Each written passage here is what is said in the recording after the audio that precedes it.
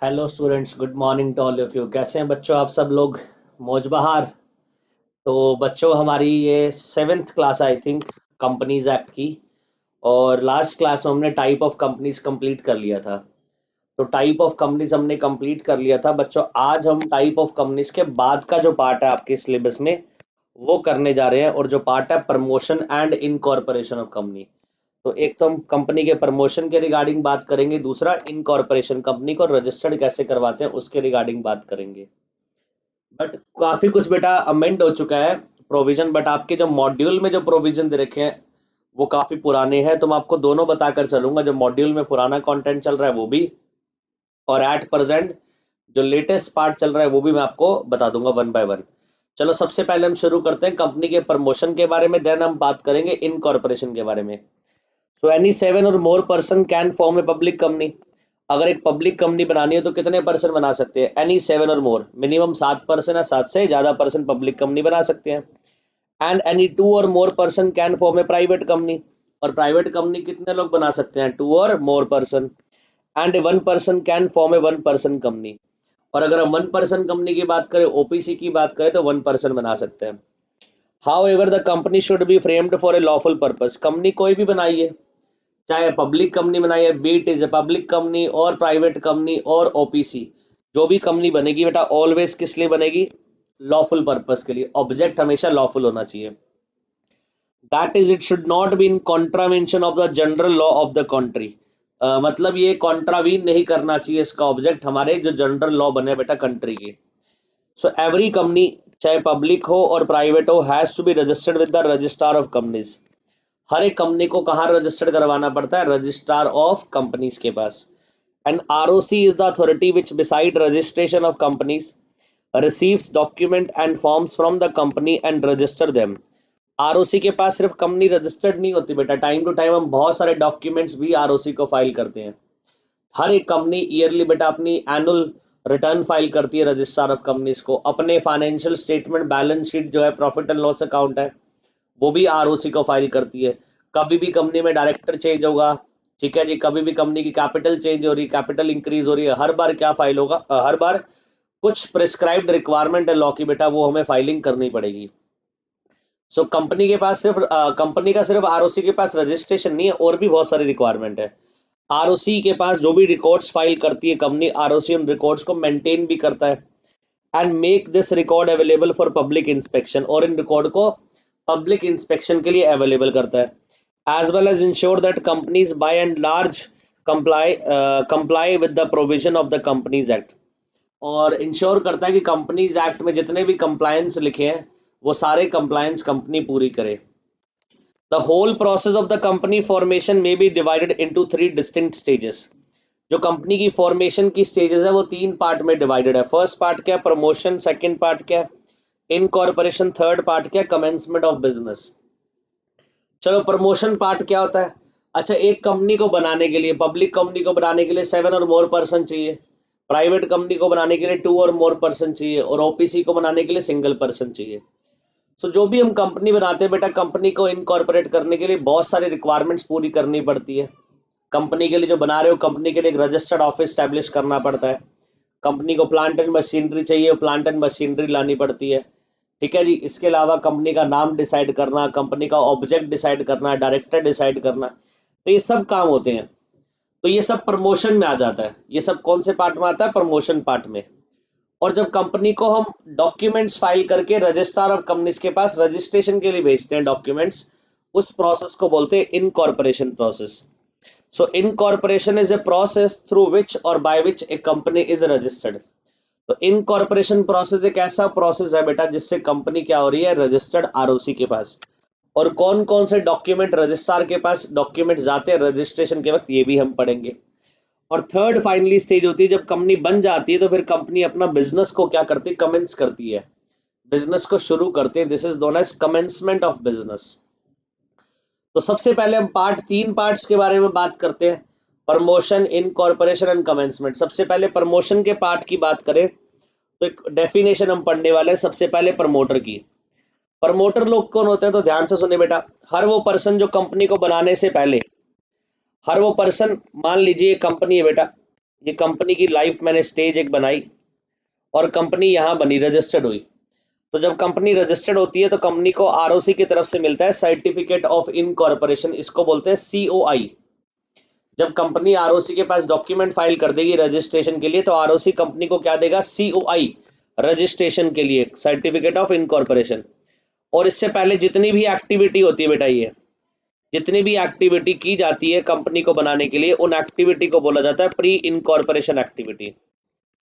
Pre मतलब पहले की जा रही है इनकॉर्पोरेशन से, इसलिए उस एक्टिविटी को क्या बोला जाता है, प्री इनकॉर्पोरेशन एक्टिविटी। और यहाँ पर बहुत सारे कॉन्ट्रैक्ट भी करता है, यहाँ पर बहुत सारे कॉन्ट्रैक्ट्स भी होते हैं उस कंपनी के लिए, जो कंपनी बनने वाली है, उन कॉन्ट्रैक्ट्स को बोलते हैं प्रमोटर। तो ये प्री इनकॉर्पोरेशन एक्टिविटी बोलूं या मैं प्री इनकॉर्पोरेशन कॉन्ट्रैक्ट बोलूं, ये एक्टिविटी हो या प्रमोटर कॉन्ट्रैक्ट हो, ये कौन कर रहा है, प्रमोटर लोग कर रहे हैं। वो लोग जो क्या कर रहे हैं, जिनके दिमाग में आइडिया है बिजनेस बनाने के लिए, जो कंपनी को बनाने के लिए स्टेप्स ले रहे हैं। तो पर जो कंपनी को बनाने के लिए स्टेप्स ले रहे हैं बेटा, वो प्रमोटर लोग हैं। सो सर्टिफिकेट ऑफ इनकॉर्पोरेशन से पहले प्रमोटर लोग जो भी एक्टिविटी करते हैं और कॉन्ट्रैक्ट करते हैं, उनको बोलते हैं प्री इनकॉर्पोरेशन एक्टिविटी और प्री इनकॉर्पोरेशन कॉन्ट्रैक्ट। इतनी बात आ गई समझ। बट ये तो बात बाद में आएगी, प्री इनकॉर्पोरेशन कॉन्ट्रैक्ट के कैसे होता है, इसको रेक्टिफाई कैसे करा जाएगा, ये बात की बात है। अभी इतना समझना है कि ये प्रमोटर कौन होता है। सबसे पहला क्वेश्चन तो दिमाग में आ रहा है, ये प्रमोटर कौन है। तो अगर मैं जनरल मीनिंग की बात करूं, मैं दोबारा बोल रहा हूं, मैं मीनिंग की बात करूं, तो बेटा प्रमोटर वो पर्सन है जिसने नेसेसरी स्टेप्स लिए कंपनी को बनाने के लिए, प्रमोटर है। बट अगर मैं डेफिनेशन की बात करूं तो लॉ में बेटा डिफाइंड करा गया सेक्शन 2 क्लॉज 69 में प्रमोटर को। और जो डेफिनेशन गिवन है, एज पर द डेफिनेशन इस पर्सन को प्रमोटर माना जाएगा। बट बाय जनरल मीनिंग जो मैं बोलता हूं वो ये है कि प्रमोटर एक हर वो पर्सन माना जाएगा जिसने कंपनी को बनाने के लिए नेसेसरी स्टेप्स लिए, वो प्रमोटर है। ये जनरल मीनिंग है, बट हम डेफिनेशन पढ़ने वाले जो डिफाइंड है लॉ में। और प्रमोटर कौन है, तो promoter means a person who has been named as such in a prospectus. Promoter कौन होता है, जिसका नाम कंपनी ने शो करा है बेटा प्रोस्पेक्टस में। प्रोस्पेक्टस क्या होता है, एक डॉक्यूमेंट जो कंपनी रिलीज करती है जब पब्लिक इशू आता है। जब कंपनी पब्लिक इशू लाती है, पब्लिक से पैसा रेस करती है अपनी सिक्योरिटी इशू करके, कंपनी शेयर डिवेंचर बॉन्ड जब इशू करती है, तो एक डॉक्यूमेंट से पब्लिक को इनवाइट करती है, उस डॉक्यूमेंट को बोलते हैं प्रोस्पेक्टस। और जिस भी पर्सन का नाम उसमें कंपनी ने शो करा एज प्रमोटर, प्रमोटर माना जाएगा। दूसरा, or is identified by the company in the annual return under section refer to under section 92। दूसरा, वो भी प्रमोटर माना जाएगा जिसको कंपनी ने आइडेंटिफाइड करा है, किसमें, अपनी एनुअल रिटर्न में, जो सेक्शन 92 में बनाई जाती है। तो हर साल कंपनी क्या करती है, अपनी एनुअल रिटर्न बनाई जाती है। नाम से समझ रहा है, एनुअल मतलब ईयरली रिटर्न है ये। सो जो कंपनी किसी भी पर्सन को आइडेंटिफाइड कर रही है अपनी एनुअल रिटर्न में एज प्रमोटर, वो भी प्रमोटर माना जाएगा। सो फर्स्ट पॉइंट में बेटा कितने प्रमोटर माने गए लोग, दो लोग प्रमोटर माने गए। पहला, एक तो वो पर्सन जिसका नेम डाल दिया प्रोस्पेक्टस में, वो प्रमोटर। दूसरा, वो प्रमोटर माना जाएगा जिसका नाम एनुअल रिटर्न में आपने आइडेंटिफाइड करा है। Next, who has control over the affairs of the company. तीसरा बेटा, वो भी प्रमोटर माना जाएगा जिसके पास कंपनी के कंट्रोलिंग अफेयर्स है, जो कंपनी के अफेयर्स को कंट्रोल कर रहा है। सर, अफेयर्स को कंट्रोल करने का मतलब जिसके पास कंपनी का मैनेजमेंट है, चाहे डायरेक्टली कंट्रोल कर रहा है चाहे इनडायरेक्टली कंट्रोल कर रहा है, चाहे वो शेयर होल्डर है, चाहे डायरेक्टर है, चाहे अदरवाइज। हर वो पर्सन जो कंपनी के अफेयर्स को कंट्रोल करता है, वो डायरेक्टर है, तो वो प्रमोटर है। सॉरी, एक बात बताइए, मैंने आपको पहली ही क्लास में जो फीचर पढ़ाए थे बताया था, डायरेक्टर लोगों के पास कंपनी का मैनेजमेंट होता है और डायरेक्टर लोग कंपनी के अफेयर्स को कंट्रोल करते हैं। डायरेक्टर लोगों के पास कंपनी का मैनेजमेंट है, वो कंपनी के अफेयर्स को कंट्रोल करते हैं। तो एक बात बताइए, फिर डायरेक्टर लोग क्या प्रमोटर माने जाएंगे? Answer is yes, every director is promoter. क्यों? देखिए यहाँ पे क्या लिखा है, who has control over the affairs of the company. जिसके पास भी कंपनी के कंट्रोलिंग अफेयर्स है, वो प्रमोटर है। चाहे डायरेक्टली अफेयर्स हो उसके पास कंट्रोलिंग, चाहे इनडायरेक्टली अफेयर्स हो, चाहे वो शेयर होल्डर हो, चाहे डायरेक्टर हो, या अदरवाइज कोई भी क्यों ना हो।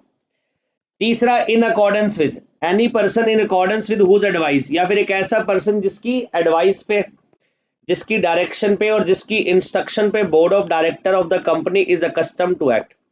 एक ऐसा पर्सन जिसकी डायरेक्शन पे, एडवाइस पे और इंस्ट्रक्शन पे बोर्ड ऑफ डायरेक्टर कंपनी के काम करते हैं। मान लीजिए मैं एक पर्सन हूं जो डायरेक्शन देता है, एडवाइस देता है, इंस्ट्रक्शन देता है किसी कंपनी के बोर्ड ऑफ डायरेक्टर को, और बेटा वो बोर्ड ऑफ डायरेक्टर मेरी एडवाइस, इंस्ट्रक्शन और डायरेक्शन को मानते भी है, is accustomed to act. Accustomed का मतलब होता है बाउंड टू एक्ट। तो मैं भी क्या माना जाऊंगा, प्रमोटर।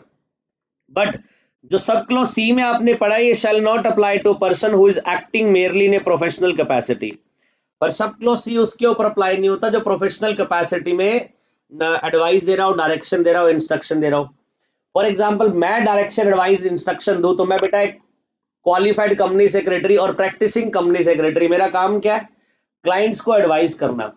तो अगर मान लीजिए मैंने अपनी क्लाइंट कंपनी के बोर्ड ऑफ डायरेक्टर को एडवाइस करा, ठीक है जी, और उसको बताया कि ये आपको काम करना है, और मेरी डायरेक्शन पे वो कंप्लाई भी, मेरी डायरेक्शन को मान भी रहे हैं, और अकस्टम टू एक्ट है, मतलब बाउंड टू एक्ट है, तो उस केस में क्या मैं प्रमोटर माना जाऊंगा? Answer is no.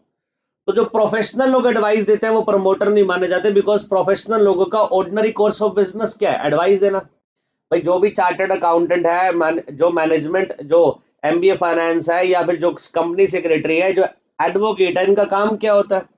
एडवाइस करना। तो बेटा अगर कोई पर्सन जिसका ऑर्डिनरी कोर्स ऑफ बिजनेस ही क्या एडवाइस करना, और उसकी डायरेक्शन पे सामने वाला काम कर रहा है, तो वो प्रमोटर नहीं माना जाएगा, बिकॉज उसका ऑर्डिनरी कोर्स है। तो उसका ये क्या है? ऑर्डिनरी कोर्स है। तो ये बेटा कंप्लीट डेफिनेशन है। अब एक बार देखिए डेफिनेशन को मैं और एक्सप्लेन कर देता हूं। डेफिनेशन जो हमने पढ़ी है वो कहां पढ़ी है? सेक्शन 2 क्लॉज 69 में। और डेफिनेशन किसकी है? प्रमोटर की। और क्या पढ़ा हमने? Promoter means a person. Promoter एक ऐसा पर्सन है जिसमें कौन कौन आ रहा है? तो सबसे पहले आपने पढ़ा promoter means A person who is named in the prospectus. जिसका नाम कहां है? प्रोस्पेक्टस में। Who is named in the prospectus. दूसरा आपने पढ़ा who is identified, who is identified in the annual return. जिसको आपने आइडेंटिफाइड करा है कहां पर? एनुअल रिटर्न में। और एनुअल रिटर्न कहां पर बेटा है? ये सेक्शन 92 में होती है। तीसरा हु हैज कंट्रोलिंग अफेयर्स, या फिर हु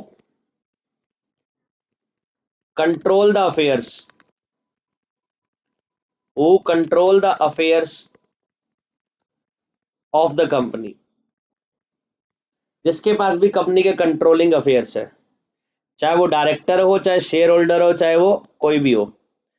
और लास्ट बोला एक ऐसा person in whose advice comma direction comma instruction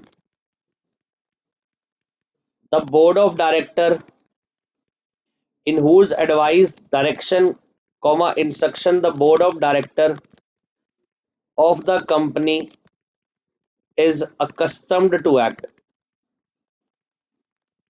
और accustomed का मतलब क्या होता है? Bound to act. और इसकी एक एक्सेप्शन है बेटा, एक्सेप्शन है पढ़ा हमने, where a direction comma advice comma instruction is given in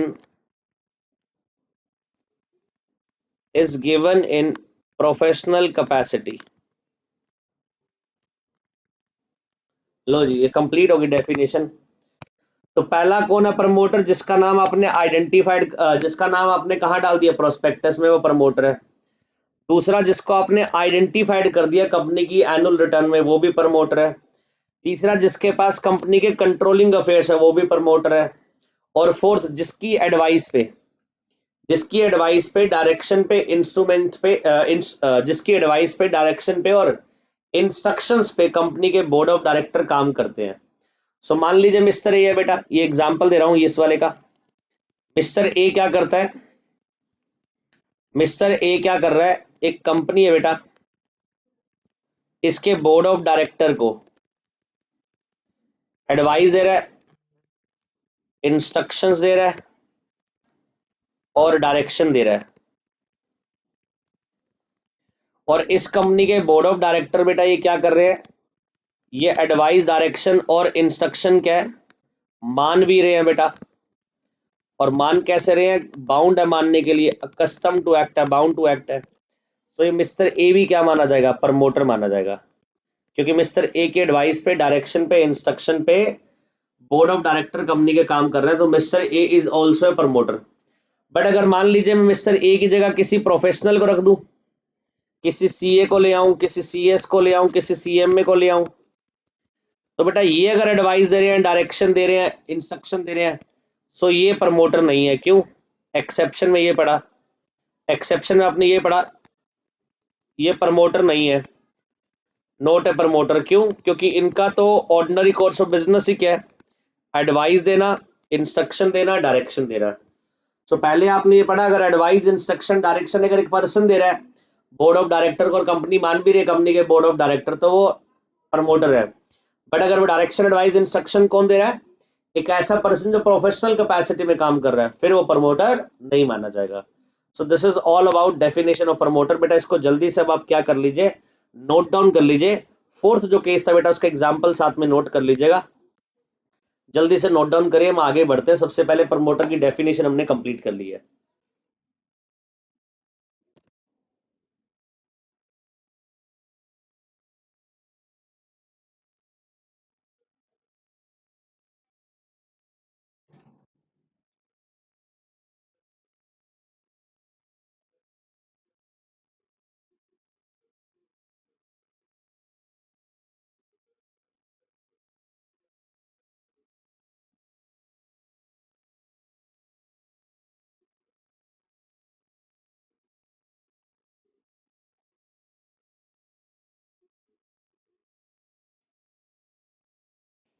done बच्चों, लिख लिया आप सब लोगों ने। अब देखो, तो ये हमारी डेफिनेशन कंप्लीट होगी प्रमोटर की। प्रमोटर की डेफिनेशन इसलिए पढ़ाई है बिकॉज जो प्रमोशन एक्टिविटी करता है बेटा, वो प्रमोशन एक्टिविटी कौन करता है, प्रमोटर लोग। अब नीचे देखिए, in the view of definition, in person in accordance with whose advice, direction, instruction board of director of the company is accustomed to act are also treated as promoter. But however, if a person acting in professional capacity giving only professional advice to board of director, he shall not be treated as promoter। ये तो हमने ऊपर पढ़ ही लिया, उसी को explain करा के दोबारा से। अगर advice, instruction, direction professional capacity में दिया तो पर्सन प्रमोटर नहीं है। अब बेटा देखिए आ रहा है प्रमोटर्स कॉन्ट्रैक्ट एंड रेक्टिफिकेशन दे रहा हूं भाई। इन कॉर्पोरेशन से पहले, ये जो मैं आपको बता रहा था, इन कॉर्पोरेशन से पहले जो भी इन कॉर्पोरेशन एक्टिविटी होती है उनको क्या बोलते हैं, प्री इन कॉर्पोरेशन एक्टिविटी। इस दौरान हो सकता है बेटा कुछ कॉन्ट्रैक्ट भी हुए हो, तो उन कॉन्ट्रैक्ट को क्या बोलेंगे, प्री इनकॉर्पोरेशन कॉन्ट्रैक्ट। अब चाहिए प्री इनकॉर्पोरेशन एक्टिविटी हो, चाहिए प्री इनकॉर्पोरेशन कॉन्ट्रैक्ट हो, ये किसने किए होंगे, ये प्रमोटर ने किए होंगे। और प्रमोटर कौन होता है, इसी हमने पढ़ लिया सेक्शन 269 में। अब देखिए, as regard rectification of promoter contracts, अब हम पढ़ेंगे कि यहां पर जो कॉन्ट्रैक्ट कर रहा है प्रमोटर्स, इस कॉन्ट्रैक्ट में लाइबिलिटी किसकी आएगी। बिकॉज अगर वो ये बोल रहा है कि मैं कंपनी के बिहाफ पर कॉन्ट्रैक्ट कर रहा हूं, तो कंपनी तो बनी ही नहीं अभी, तो उसके बिहाफ पर कैसे कह सकता है कि वो कॉन्ट्रैक्ट कर रहा है। तो कायदे से अगर देखा जाए, लाइबिलिटी किसकी आनी चाहिए, प्रमोटर की खुद की आनी चाहिए, बिकॉज कॉन्ट्रैक्ट कौन कर रहा है, प्रमोटर। और कंपनी अभी एग्जिस्टेंस में आई नहीं है, तो कंपनी से बनने से पहले जो भी कॉन्ट्रैक्ट प्रमोटर करता है, लाइबिलिटी किसकी आती है, प्रमोटर की आती है। बट हम इसमें रेक्टिफिकेशन का केस पढ़ेंगे कि जनरल लाइबिलिटी तो प्रमोटर की होती है प्री इनकॉर्पोरेशन कॉन्ट्रैक्ट में, बट कुछ केस में लाइबिलिटी प्रमोटर की किसको शिफ्ट कर दी जाएगी, कंपनी को, अगर कंपनी उस कॉन्ट्रैक्ट को रेक्टिफाई कर दे। तो क्या वो रेक्टिफिकेशन अलाउड है या नहीं है, ये हम पढ़ने वाले हैं। As regard to rectification of promoter contract, so in the view of Kellner versus Baxter, it was held that company could not, underline करिएगा बेटा, company could not ratify the contract made by the promoter before its incorporation। मतलब company उन contract को ratify नहीं कर सकती। Ratify मतलब confirm नहीं कर सकती, जो कॉन्ट्रैक्ट प्रमोटर ने करे हैं कंपनी की इनकॉर्पोरेशन से पहले। तो जो भी कॉन्ट्रैक्ट कंपनी की इनकॉर्पोरेशन से पहले प्रमोटर कर रहा है, पर कंपनी उन कॉन्ट्रैक्ट्स को रेटिफाई नहीं कर सकती।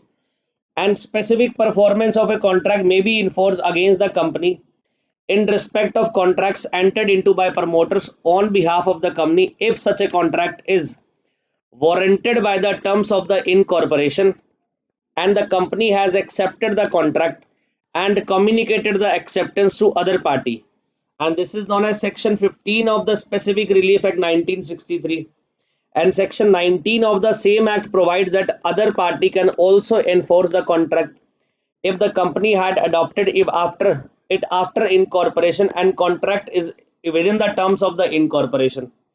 As long as company does not ratify as acquired the specific relief act 1963, the position remain the same as under the common law.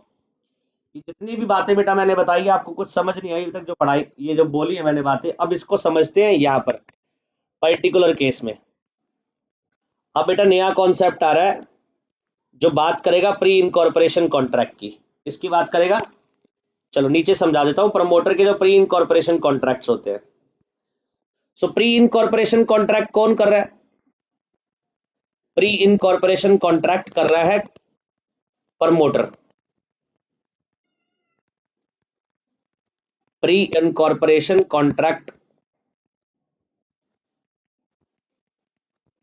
Pre incorporation contract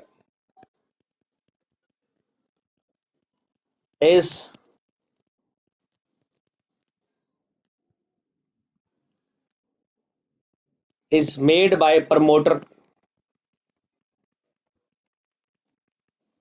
is made by promoter before incorporation of company, before incorporation of company. So pre incorporation contract किसने करे हैं? Promoter ने करे हैं company के before incorporation, company की incorporation से पहले। और दूसरी बात लाइबिलिटी किसकी आएगी? सो pre incorporation contracts, pre incorporation contracts binds the promoter. Pre incorporation contract किसको बाइंड करेगा? प्रमोटर को बाइंड करेगा, बिकॉज कॉन्ट्रैक्ट कौन कर रहा है? प्रमोटर कर रहा है, और कंपनी तो अभी आई ही नहीं है। and company cannot ratify the pre-incorporation contract. अच्छा, रेक्टिफाई का मतलब कंपनी इन कॉन्ट्रैक्ट को कंफर्म करके एक्सेप्ट नहीं कर सकती। अच्छा, अगर कंपनी इन कॉन्ट्रैक्ट को रेक्टिफाई कर पाती तो बेटा होता क्या, सुनो ध्यान से। अभी तक हमने क्या पढ़ा? प्री इनकॉर्पोरेशन कॉन्ट्रैक्ट प्रमोटर लोग कर रहे हैं कंपनी की इनकॉर्पोरेशन से पहले, और जो किसको बाउंड करेंगे? प्रमोटर को ही, और कंपनी उसे रेक्टिफाई नहीं कर सकती। इसका मतलब अगर कंपनी रेक्टिफाई करती ना बेटा, तो फिर वो कॉन्ट्रैक्ट से कौन बाउंड होता? वो कॉन्ट्रैक्ट से फिर प्रमोटर बाउंड ना होता, वो कॉन्ट्रैक्ट में जो लाइबिलिटी थी प्रमोटर की वो शिफ्ट हो जाती कंपनी के ऊपर। भाई कंपनी की इनकॉर्पोरेशन से पहले जो कॉन्ट्रैक्ट हुए होंगे प्री इनकॉर्पोरेशन, ये प्री इनकॉर्पोरेशन कॉन्ट्रैक्ट किसके बीच में होगा? ये प्री इनकॉर्पोरेशन कॉन्ट्रैक्ट किसके बीच में हुआ होगा? एक प्रमोटर होगा और एक अदर पर्सन होगा, अदर देन प्रमोटर होगा। एक होगा प्रमोटर और एक होगा अदर देन प्रमोटर, एक पर्सन कोई भी। इनके बीच में कॉन्ट्रैक्ट हुआ है। अब ये दोनों कॉन्ट्रैक्ट से बाउंड है, और अगर कोई भी पार्टी कॉन्ट्रैक्ट को ब्रीच करती है तो एक पार्टी दूसरी पार्टी को सू कर सकती है स्पेसिफिक परफॉर्मेंस के लिए। स्पेसिफिक परफॉर्मेंस मतलब एग्जैक्ट फुलफिलमेंट ऑफ प्रॉमिस, की जो आपने प्रॉमिस करा पूरा करिए। बट यहाँ पर हम पढ़ रहे हैं कि ये कॉन्ट्रैक्ट जो प्रमोटर ने करा है किसी पर्सन के साथ, इसमें लाइबिलिटी प्रमोटर की आती है। बट अगर इस कॉन्ट्रैक्ट को कंपनी रेटिफाई कर पाती तो फिर लाइबिलिटी हम शिफ्ट कर देते कंपनी से प्रमोटर के पास। बट यहाँ पर तो कंपनीज एक्ट ने साफ साफ मना कर दिया कि company can not ratify the pre incorporation contract, company इस कॉन्ट्रैक्ट को रेटिफाई नहीं कर सकती। बट इसकी एक्सेप्शन है बेटा, इंडिया में एक एक्ट है स्पेसिफिक रिलीफ एक्ट, इंडिया में एक एक्ट है specific relief act 1963। Specific relief act का सेक्शन 15 और सेक्शन 19 सेक्शन 15 और दूसरा सेक्शन 19 अलाउ करता है, सेक्शन 15 और 19 अलाउ करता है रेटिफिकेशन, अलाउ करता है ratification of pre incorporation contract, ratification of pre incorporation contract by company. तो अगर मान लीजिए मैं बोलूं कि ratification as per companies act allowed है, तो बेटा ratification as per companies act allowed नहीं है, कोई प्रोविजन नहीं है। एज पर कंपनीज एक्ट कोई रेटिफिकेशन अलाउड नहीं है, but as per specific relief act बात करो हिंदुस्तान में, तो उसका सेक्शन 15 और सेक्शन 19 हमें अलाउ करते हैं रेटिफिकेशन करने के लिए प्री इनकॉर्पोरेशन कॉन्ट्रैक्ट की। सो कंपनी उन कॉन्ट्रैक्ट्स को भी रेटिफाई कर सकती है, कंफर्म कर सकती है, अडॉप्ट कर सकती है जो कॉन्ट्रैक्ट प्रमोटर ने करे हैं कंपनी की इनकॉर्पोरेशन से पहले। अब इसके लिए दो चीज याद रखिएगा बेटा, क्या रिक्वायरमेंट है इसके लिए। सो स्पेसिफिक कॉन्ट्रैक्ट में बी इन्फोर्स अगेंस्ट ए कंपनी, और रेटिफिकेशन होगी तो बेटा फिर स्पेसिफिक परफॉर्मेंस की बात उस प्रमोटर के अगेंस्ट आएगी, कंपनी के अगेंस्ट आएगी, कंपनी के अगेंस्ट आएगी अगर रेटिफिकेशन हो जाती है in respect of contract entered by promoter on behalf of company if such a contract is warranted by the terms of the incorporation। अगर वो कॉन्ट्रैक्ट बेटा जो था, अगर वो जो कॉन्ट्रैक्ट था is warranted by the terms of the incorporation, मतलब कंपनी की इनकॉर्पोरेशन की टर्म्स में पहले से लिखा था कि ऐसा एक प्री इनकॉर्पोरेशन कॉन्ट्रैक्ट जो प्रमोटर कर रहा है इनकॉर्पोरेशन से पहले, वो कंपनी क्या कर सकती है, उसे एक्सेप्ट कर सकती है, उसको रेटिफाई कर सकती है। If such a contract is warranted by the terms of incorporation and company has accepted the contract, और कंपनी इनकॉर्पोरेशन करने होने के बाद उस कॉन्ट्रैक्ट को एक्सेप्ट भी कर रही है, and communicate the acceptance to other party, और सामने वाली पार्टी को कंपनी क्या कर रही है, सामने वाली पार्टी जिसके साथ कॉन्ट्रैक्ट हुआ था प्रमोटर का, उसे कम्युनिकेट भी कर रही है। अगर ये दो कंडीशन सेटिस्फाइड हो गई, पहला कि टर्म्स ऑफ कॉन्ट्रैक्ट वारंटेड होनी चाहिए, टर्म्स ऑफ कॉन्ट्रैक्ट जो थी इनकॉर्पोरेशन की उसमें गिवन होना चाहिए, और दूसरा कंपनी ने एक्सेप्ट करके कम्युनिकेट कर दिया हो, ये अगर बेटा कंडीशन सेटिस्फाइड होगी तो सेक्शन 19 कहता है the other party can also enforce the contract as if the company has accepted the contract has accepted it after incorporation and contract is within the terms of incorporation. So company और outsider दोनों एक दूसरे को बेटा enforce कर सकते हैं contract के लिए। अब देखो, incorporation contract pre incorporation contract rectify हो सकता है अगर कब दो कंडीशन क्या हो जाए, if two conditions, if two conditions are satisfied, अगर दो कंडीशन क्या हो जाए, सेटिस्फाइड हो जाए। पहली कंडीशन, फर्स्ट कंडीशन देखो, फर्स्ट कंडीशन बोलती है सच ए कॉन्ट्रैक्ट, वो जो कॉन्ट्रैक्ट हुआ बेटा pre incorporation, such a contract is warranted by the, such a contract is warranted by the terms of pre-incorporation। हाँ जी, terms of the pre-incorporation, terms of the incorporation। जो contract हुआ था बेटा वो प्री इनकॉर्पोरेशन, वो contract क्या होना चाहिए, वारंटेड, मतलब टर्म्स में अलाउड करा गया हो, तो इनकॉर्पोरेशन की टर्म्स में वो कॉन्ट्रैक्ट अलाउड हो। और सेकंड कंडीशन ये है, company after incorporation, company after incorporation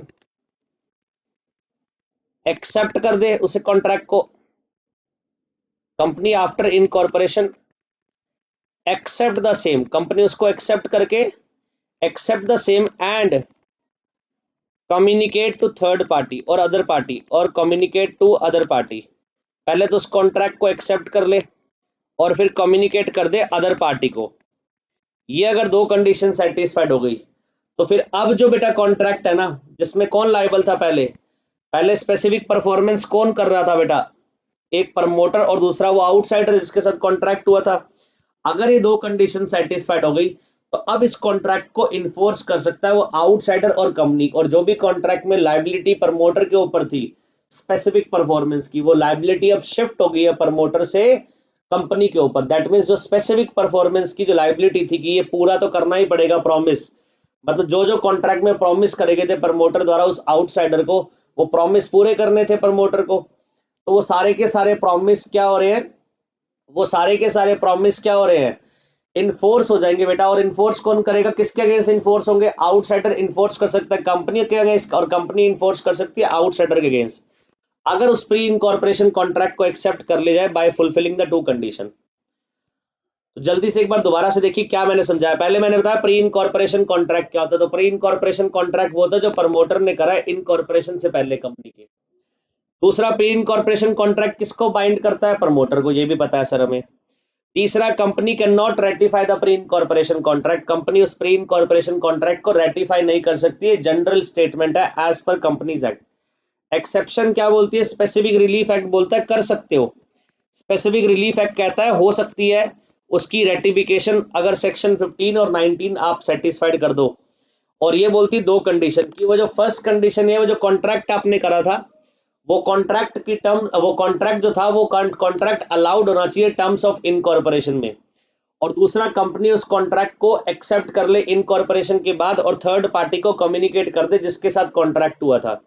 ये दो कंडीशन सेटिस्फाइड होने के बाद ये कॉन्ट्रैक्ट को कंपनी ने इस कॉन्ट्रैक्ट को क्या कर लिया, रेटिफाई कर लिया।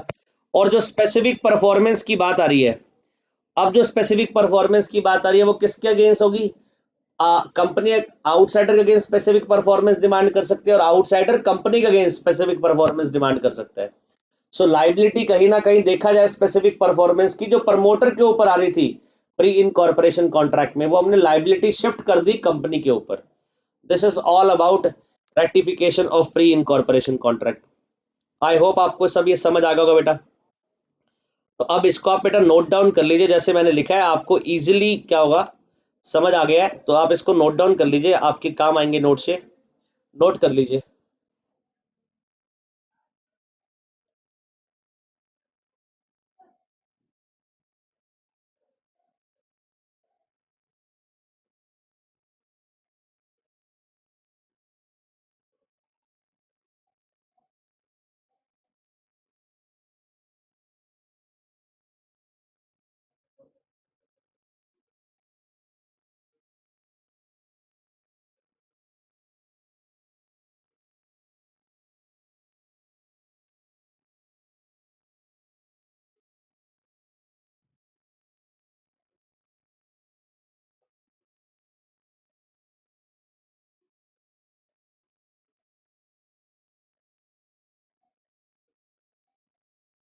हाँ जी बच्चों, डन लिख लिया, डन।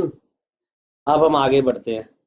तो ये हमारा रेटिव प्रमोटर कॉन्ट्रैक्ट हमने पढ़ लिया। एक प्री इनकॉर्पोरेशन कॉन्ट्रैक्ट होता है कंपनी इनकॉर्पोरेशन से पहले जो प्रमोटर कर रहा है, और कंपनी इनकॉर्पोरेशन के बाद जो कॉन्ट्रैक्ट होंगे वो तो कंपनी के नाम पर ही होंगे, तो उसकी रेटिफिकेशन की रिक्वायरमेंट होती नहीं है। अभी हम सिर्फ किसकी बात कर रहे थे, रेटिफिकेशन की, जो प्री इनकॉर्पोरेशन थे।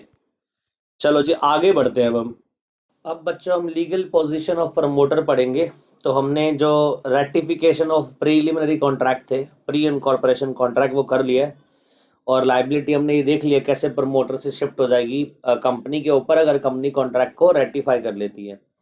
एक और तरीका है बेटा इस प्रमोटर की लाइबिलिटी कंपनी तक शिफ्ट करने का, बट आपके सिलेबस में वो है नहीं, नोवेशन का तरीका होता है जो आप कॉन्ट्रैक्ट तक में पढ़ते हैं, उसको मैं डिस्कस नहीं करने वाला बिकॉज वो आपके सिलेबस का पार्ट नहीं है।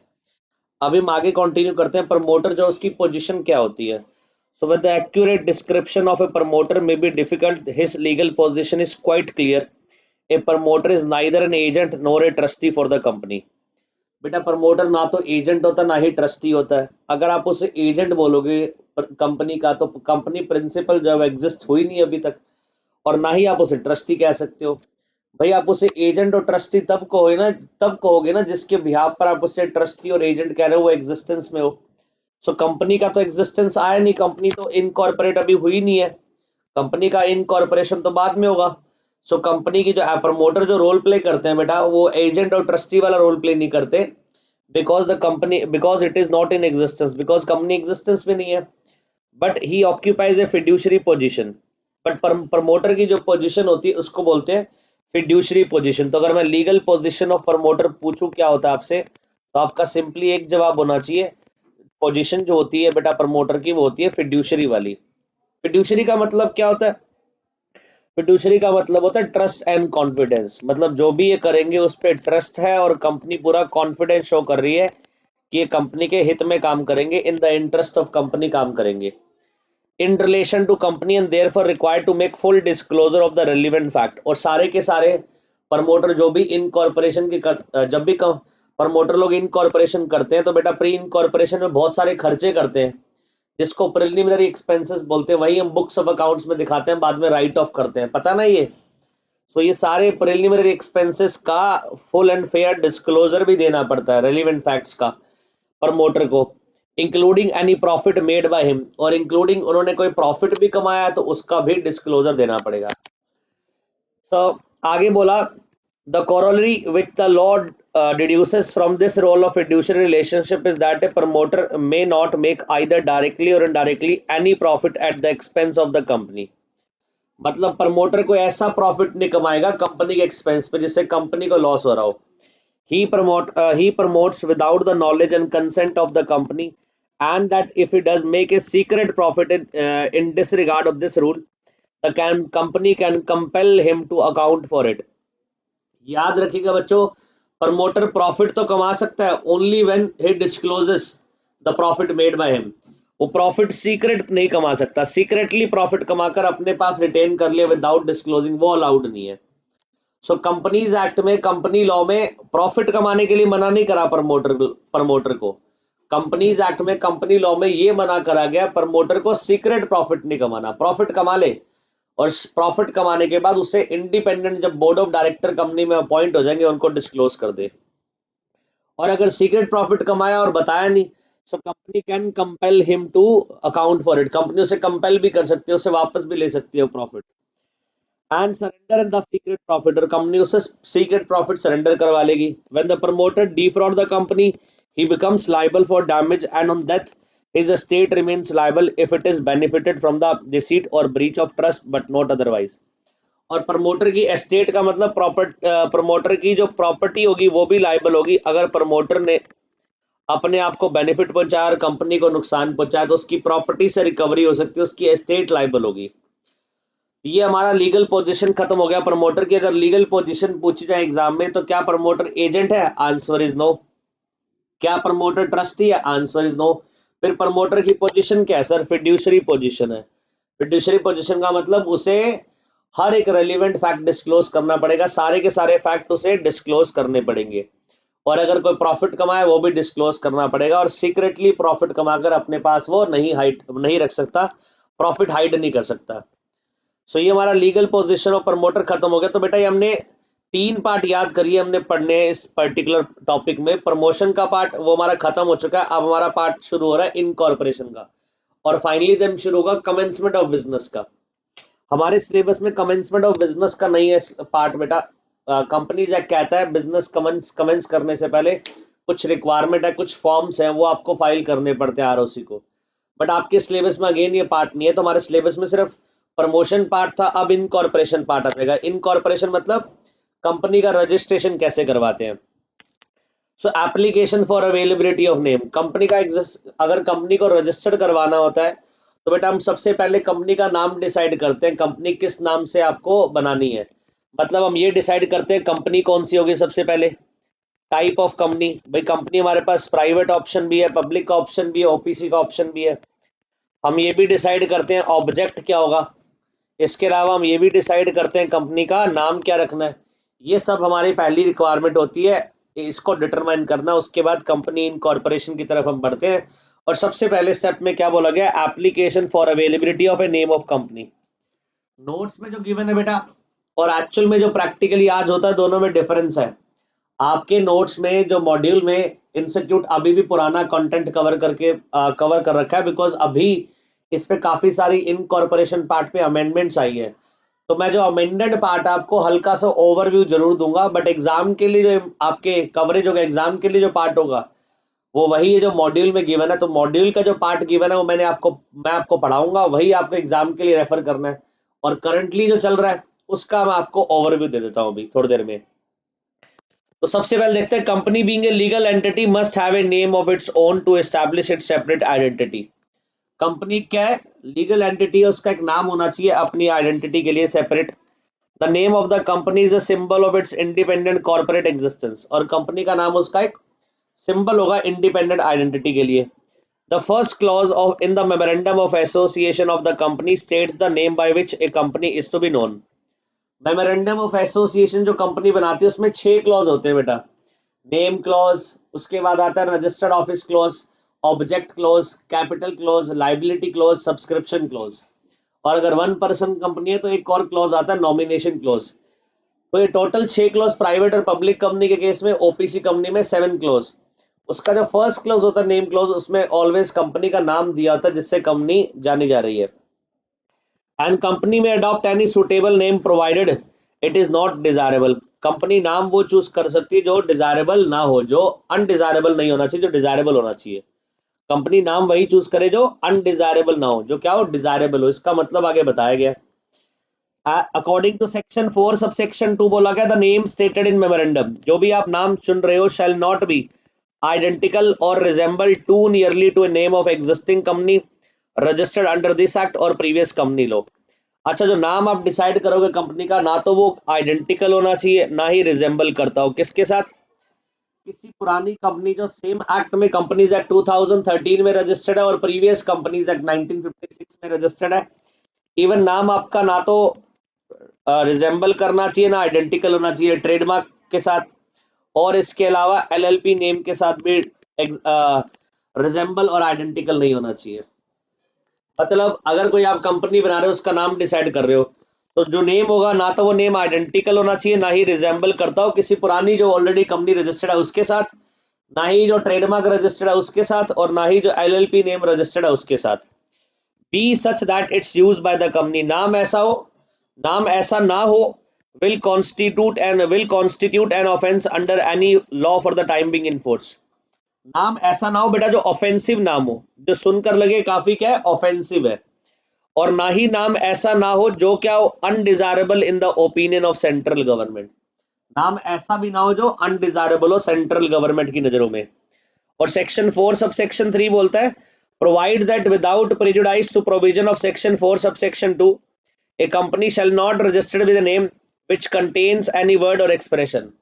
सेक्शन 4 सबसेक्शन 3 में लिखा है कि ऐसा कोई नाम, ऐसा कोई वर्ड और ऐसी कोई expression which is likely to give impression that company is anyway connected with or having the patronage of central government or state government or local authority or corporation or body constituted by central government or state government under any law for the time being in force।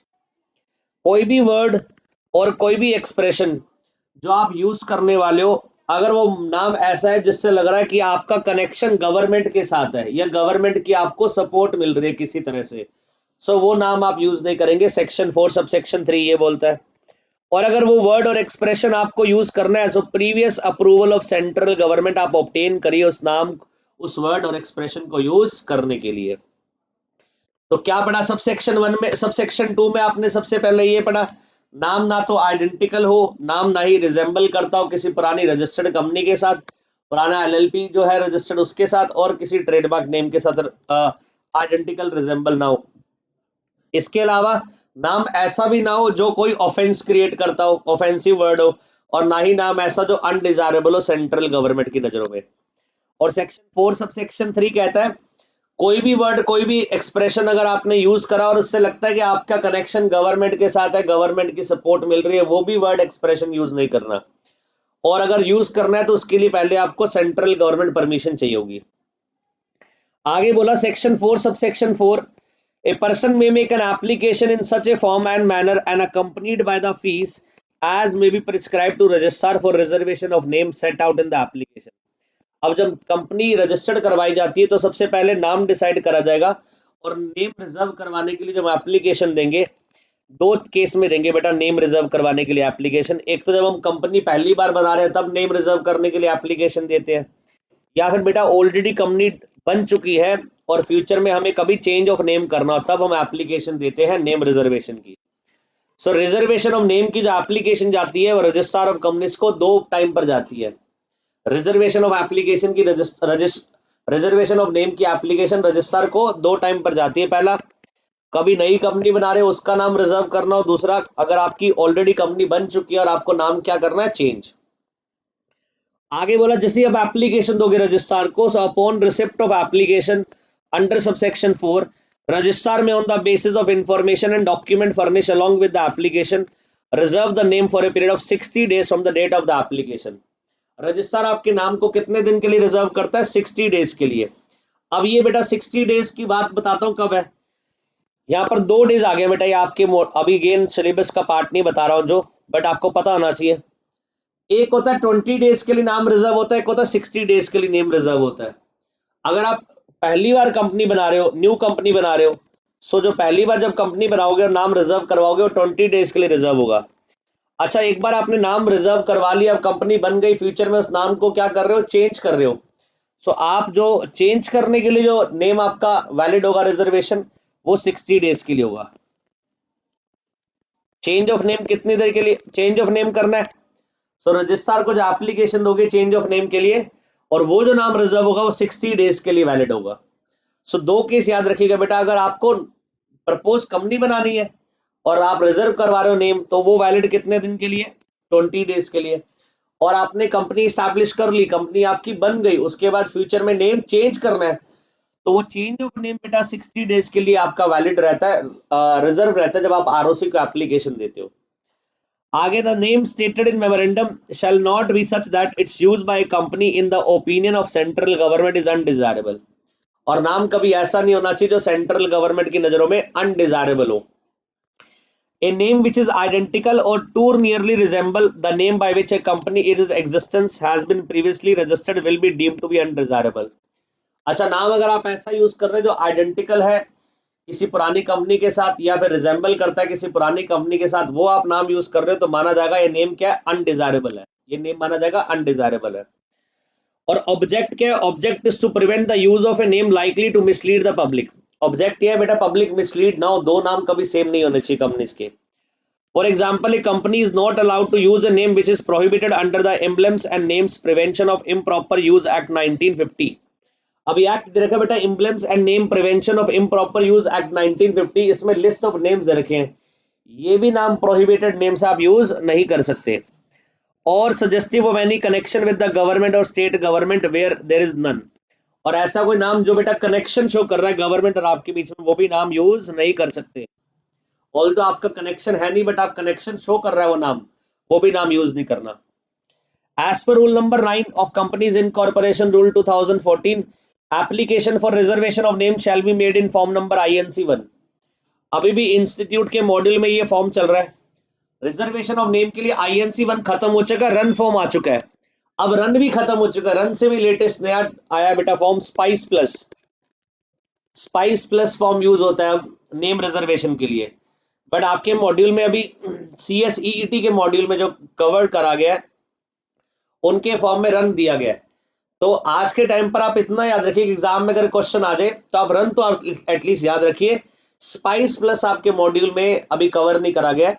आज के time पर reservation of name और incorporation of company दोनों spice plus form से होती है। Name भी reserve हो जाता है, इससे कंपनी भी इनकॉर्पोरेट हो जाती है। चलो अभी मैं स्पाइस प्लस को छोड़ देता हूं, दोबारा से आ जाता हूं जो अभी चल रहा है आपके मॉड्यूल के अकॉर्डिंगली। तो जब हमें नाम क्या करना हो, रिजर्व करवाना हो रजिस्ट्रार के पास, तो हम रन फॉर्म फाइल करते हैं, साथ में फीस देते हैं रजिस्ट्रार ऑफ कंपनीज को, और 2 नेम देते हैं रन फॉर्म में। उस जो भी हमारा नाम ROC रजिस्टर्ड कर देगा वो हमारा वैलिड नेम है, हम यूज कर सकते हैं उसे। अगर हम इनकॉर्पोरेशन करवा रहे हैं तो नेम हमारा वैलिड रहेगा, रिजर्व रहेगा 20 डेज के लिए। अगर हम चेंज ऑफ नेम कर रहे हैं तो हमारा रिजर्व जो नेम रिजर्व्ड है वो 60 डेज के लिए रिजर्व रहेगा। अब सबसे पहले आपने नाम रिजर्व करवा लिया, तो मान लीजिए आपने इनकॉर्पोरेशन के लिए एप्लीकेशन फाइल करी रन में, तो आपका नाम रिजर्व होगा 20 डेज के लिए। अब उस 20 डेज में आपको डॉक्यूमेंट्स फाइल करने पड़ेंगे रजिस्ट्रार के पास अपनी कंपनी को इनकॉर्पोरेट करवाने के लिए। सबसे पहले आपने रिजर्वेशन ऑफ नेम के लिए रन फॉर्म फाइल करा, ROC ने आपका नेम रिजर्व कर दिया 20 डेज के लिए। अब बचे हुए जो 20 डेज है आपको क्या करना पड़ेगा, उस 20 डेज में डॉक्यूमेंट्स फाइल करने पड़ेंगे रजिस्ट्रार के पास इनकॉर्पोरेशन के लिए। So there shall be filed with the registrar within whose jurisdiction the registered office of a company is proposed to be situated। Registrar of companies her state में है, तो किस state में फाइल करोगे, जहां पर कंपनी का रजिस्टर्ड ऑफिस बन रहा है। अगर मान लीजिए रजिस्टर्ड ऑफिस आप शिफ्ट कर रहे हैं, अगर रजिस्टर्ड ऑफिस आप बना रहे हैं नोएडा में, तो नोएडा बेटा किस स्टेट की जुरिस्डिक्शन में आता है? यूपी में, उत्तर प्रदेश में। सो उत्तर प्रदेश की रजिस्ट्रार ऑफ कंपनीज के पास आप रजिस्ट्रेशन करवाएंगे कंपनी का। तो जहां पर कंपनी का रजिस्टर्ड ऑफिस सिचुएट कर रहे हैं वहां की रजिस्ट्रार के पास रजिस्ट्रेशन करवाते हैं। And the following documents and information for registration. Application for registration of company shall be filed with the registrar within whose jurisdiction the registered office of the company is proposed to be situated in form number INC 32 SPICE along with the fees containing the following document and information required to be attached with the application namely। क्या बोल रहा है? जब incorporation करवाना हो तो INC 32 सबसे पहले आपने कौन सा फॉर्म भेजा था ROC के पास? सबसे पहले आपने नेम रिजर्वेशन का फॉर्म भेजा था और नेम रिजर्वेशन का फॉर्म रन में था, आपका नाम रिजर्व हो गया। अब आपने इनकॉर्पोरेशन फॉर्म भेजा INC 32। INC 32 को बोलते हैं स्पाइस फॉर्म। बेटा स्पाइस का मतलब होता है सिंप्लीफाइड प्रोसीजर या pro forma for incorporation of company electronically. तो एक सिंप्लीफाइड परफॉर्मा तैयार करा गया था मिनिस्ट्री की तरफ से, सिंप्लीफाइड परफॉर्मा तैयार करा गया था मिनिस्ट्री की तरफ से कंपनी को इलेक्ट्रॉनिकली रजिस्टर्ड करवाने के लिए। अब बेटा INC 32 ना खत्म हो चुका है एक्चुअल में। आज के टाइम पे प्रेजेंट पिक्चर बता रहा हूँ, जो प्रैक्टिकली होता है वो स्पाइस प्लस यूज होता है। स्पाइस प्लस में दो पार्ट है बेटा, पार्ट ए है और पार्ट बी है। जो मतलब पार्ट 1 है जिसको पार्ट ए बोलते हैं, ये नेम रिजर्वेशन का होता है, और पार्ट जो बी होता है वो इनकॉर्पोरेशन का होता है। तो आज के टाइम पर एक कंपनी क्या करती है, स्पाइस प्लस फॉर्म फाइल करती है इनकॉर्पोरेशन के लिए। और इससे पहले क्या चलता था, स्पाइस चलता था 90 स्पाइस चलता था INC 32। ये अमेंड होकर स्पाइस प्लस हो चुका है। बट आपको बेटा एग्जाम के लिए बता देता हूं, आपके एग्जाम में ये स्पाइस प्लस की कहानी मॉड्यूल में नहीं दी गई। आपके एग्जाम के लिए रेलिवेंट क्या है, स्पाइस INC 32 वैलिड है, स्पाइस प्लस वैलिड नहीं है। मतलब एग्जाम में आपके मॉड्यूल में कहीं इसका डिस्कशन नहीं और कहीं भी कोई अमेंडमेंट नहीं दी गई इंस्टीट्यूट द्वारा। सो यहाँ पर अब एट प्रेजेंट रन भी यूज नहीं होता और INC 32 भी यूज नहीं होता। अब दोनों की जगह पर क्या आ गया, स्पाइस प्लस आ गया। बट आप ऐसे ही याद करेंगे, सबसे पहले इनकॉर्पोरेशन के लिए हम नेम रिजर्व करवाएंगे रन फॉर्म में, और जब नेम रिजर्व हो जाएगा उसके बाद INC 32 में इनकॉर्पोरेशन के लिए एप्लीकेशन देंगे। और एक बार आपने इनकॉर्पोरेशन के लिए एप्लीकेशन दिया INC 32 में, तो बेटा नीचे कुछ डॉक्यूमेंट की लिस्ट है, डॉक्यूमेंट की लिस्ट आप अटैच करके एप्लीकेशन देंगे रजिस्ट्रार को। पहला, the memorandum and article of association duly signed by all the subscribers. अच्छा, जो भी सब्सक्राइबर कंपनी बना रहे हैं, प्राइवेट कंपनी में मिनिमम 2, पब्लिक कंपनी में मिनिमम 7, ये बेटा एक मेमोरेंडम और आर्टिकल जो ड्यूली साइंड होगा, साइंड मेमोरेंडम आर्टिकल अटैच करेंगे INC 32 के साथ। इसके अलावा एक डिक्लेरेशन जाएगी प्रिस्क्राइब्ड फॉर्म में, जो जो प्रोफेशनल आपने हायर करा उस कंपनी को इनकॉर्पोरेट करने के लिए। अच्छा, आप कंपनी बना रहे हो, खुद तो बना नहीं सकते, ROC के पास डॉक्यूमेंट्स फाइल कर दो भाई। जितने भी फॉर्म जाते हैं ये इन फॉर्म पे सर्टिफिकेशन होती है, प्रोफेशनल के सिग्नेचर होते हैं, डिजिटल सिग्नेचर लगते हैं, तो आपके पास तो वो है नहीं। सो आप एक किसी प्रोफेशनल को हायर करोगे, वो प्रोफेशनल एडवोकेट भी हो सकता है, चार्टर्ड अकाउंटेंट भी हो सकता है, कॉस्ट अकाउंटेंट भी हो सकता है, और कंपनी सेक्रेटरी इन प्रैक्टिस भी हो सकता है। तो कोई भी प्रैक्टिसिंग आप प्रोफेशनल हायर कर लीजिए, who is engage in the formation of the company and by person named in the article as a director, manager और सेक्रेटरी ऑफ द कंपनी। तो एक तो कंपनी का प्रोफेशनल जो कंपनी बना रहा है, इसके अलावा जो डायरेक्टर है, मैनेजर है और सेक्रेटरी साहब, ये क्या करेंगे, एक डिक्लेरेशन फाइल करेंगे। क्या फाइल करेंगे, declaration that all the requirement of the act and rules made thereunder in respect of registration and matter precedent और incidental thereto have been complied with. और ये बेटा डिक्लेरेशन में बोलेंगे जितनी भी कंपनीज एक्ट में और साथ में जो रूल्स में रिक्वायरमेंट है विद रिस्पेक्ट टू रजिस्ट्रेशन वो हमने कंप्लाई कर दी है। और ये डिक्लेरेशन किसके साथ अटैच करी जाएगी, INC 32 के साथ। तो INC 32 का आपका इनकॉर्पोरेशन फॉर्म, उसमें आपने अटैचमेंट के तौर पर क्या लगाया, मेमोरेंडम और आर्टिकल ऑफ एसोसिएशन, और दूसरा प्रोफेशनल की डिक्लेरेशन, जो प्रोफेशनल कंपनी बना रहा है जिसकी आप सर्विस हायर कर रहे हो इनकॉर्पोरेशन के टाइम पर। सो प्रोफेशनल की ये डिक्लेरेशन साथ में लग जाएगी। नेक्स्ट, इसके अलावा जो डायरेक्टर है, if any in the article that he is not convicted of any offense in connection with the promotion, formation और management of the company। Director लोग भी डिक्लेरेशन देते हैं कि भाई हम वैसे लोग हैं जो अभी तक कभी कन्विक्ट नहीं हुए, that that director if any in the article that he is not convicted of any offense in connection with promotion, formation or management of the company. हम ऐसे लोग हैं जो कभी कन्विक्ट नहीं हुए, कभी ऑफेंस में नहीं पकड़े गए प्रमोशन और फॉर्मेशन और मैनेजमेंट से जो रिलेट करता हो कंपनी के, और that he has not been found guilty of fraud or misfeasance or breach of duty to any company under this act or previous company law during preceding 5 year. और हम ऐसे लोग हैं जिसने कभी कोई फ्रॉड नहीं करा, कोई मिसफीसांस, कोई ब्रीच ऑफ ट्रस्ट में इन्वॉल्व नहीं हुआ पिछले 5 साल में। एंड जो भी डॉक्यूमेंट हमने फाइल्ड करे रजिस्ट्रार को रजिस्ट्रेशन के लिए contain the information that is true and complete and true to best of my knowledge and my beliefs.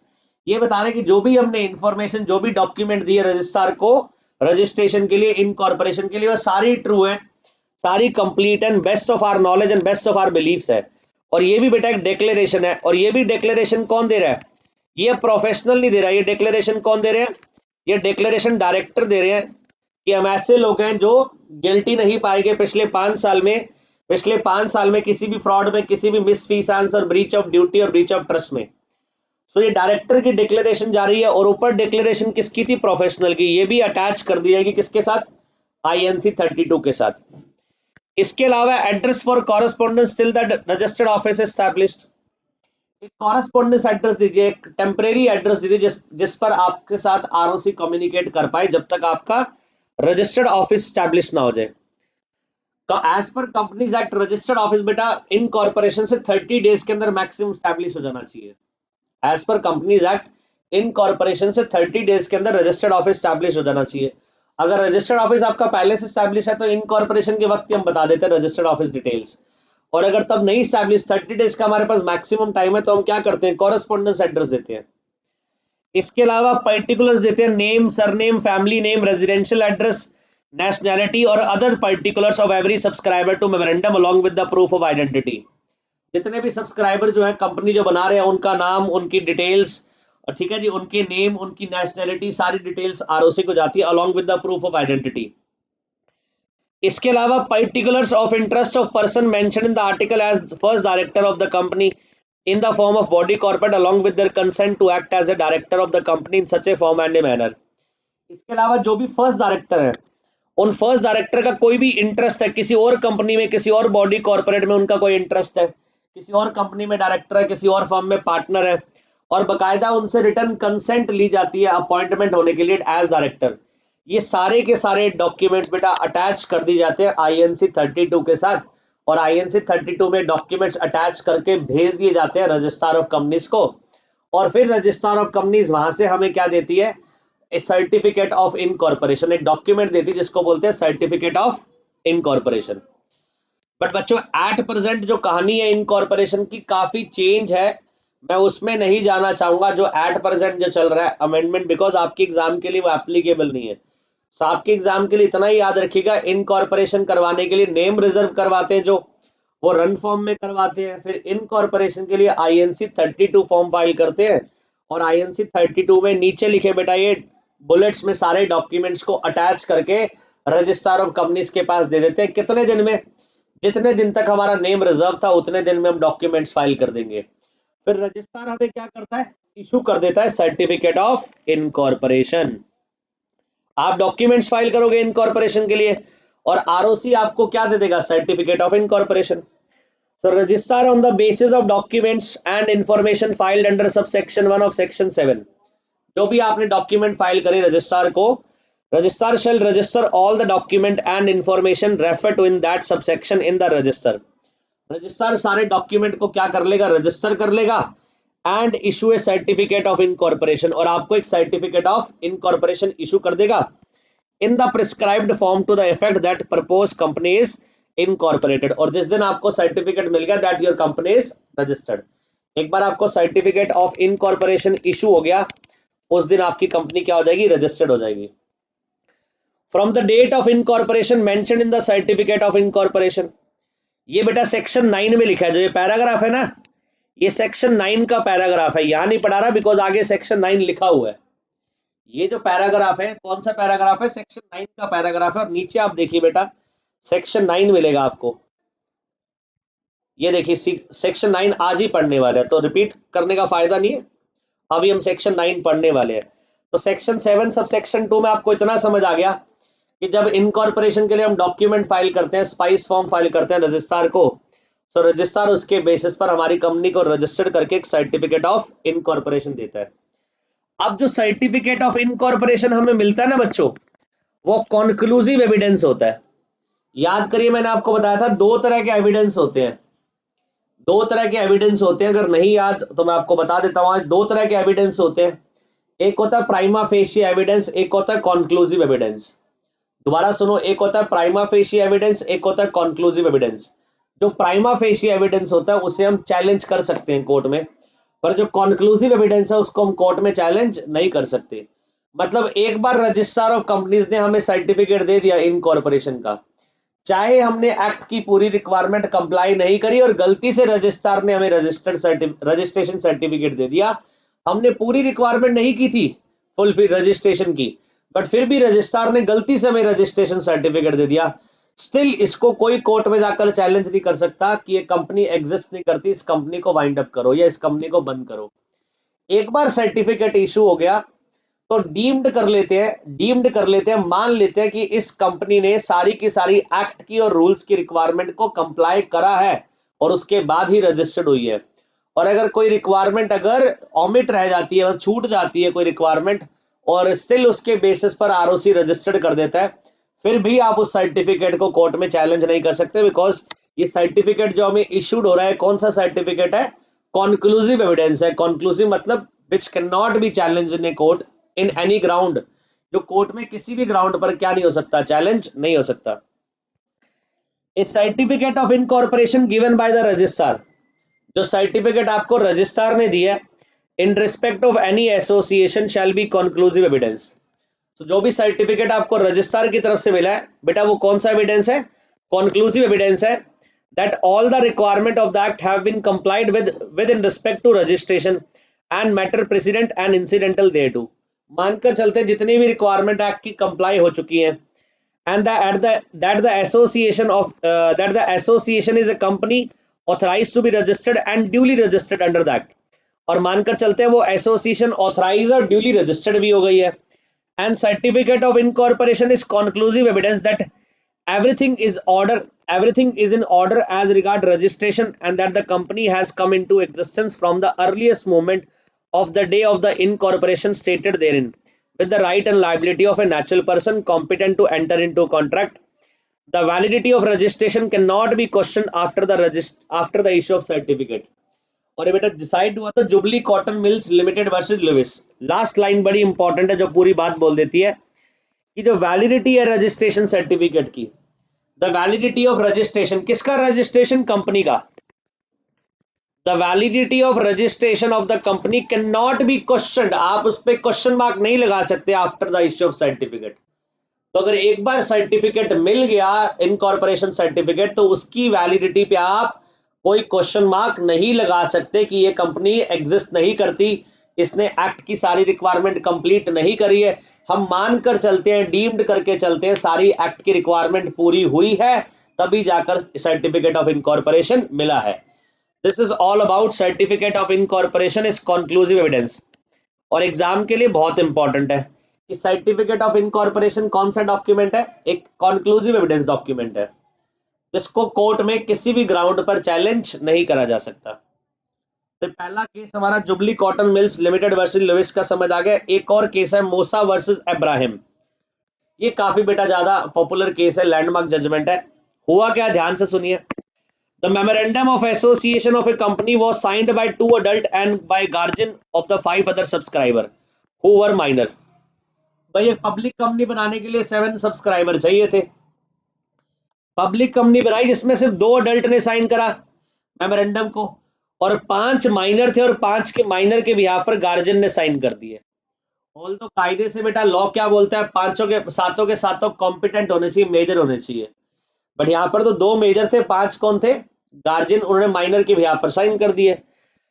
The registrar however registered the company and issued under his hand A certificate of incorporation. कायदे से registrar को क्या नहीं करना चाहिए था, registered नहीं करना चाहिए था, और गलती से उसने कंपनी को रजिस्टर्ड कर दिया।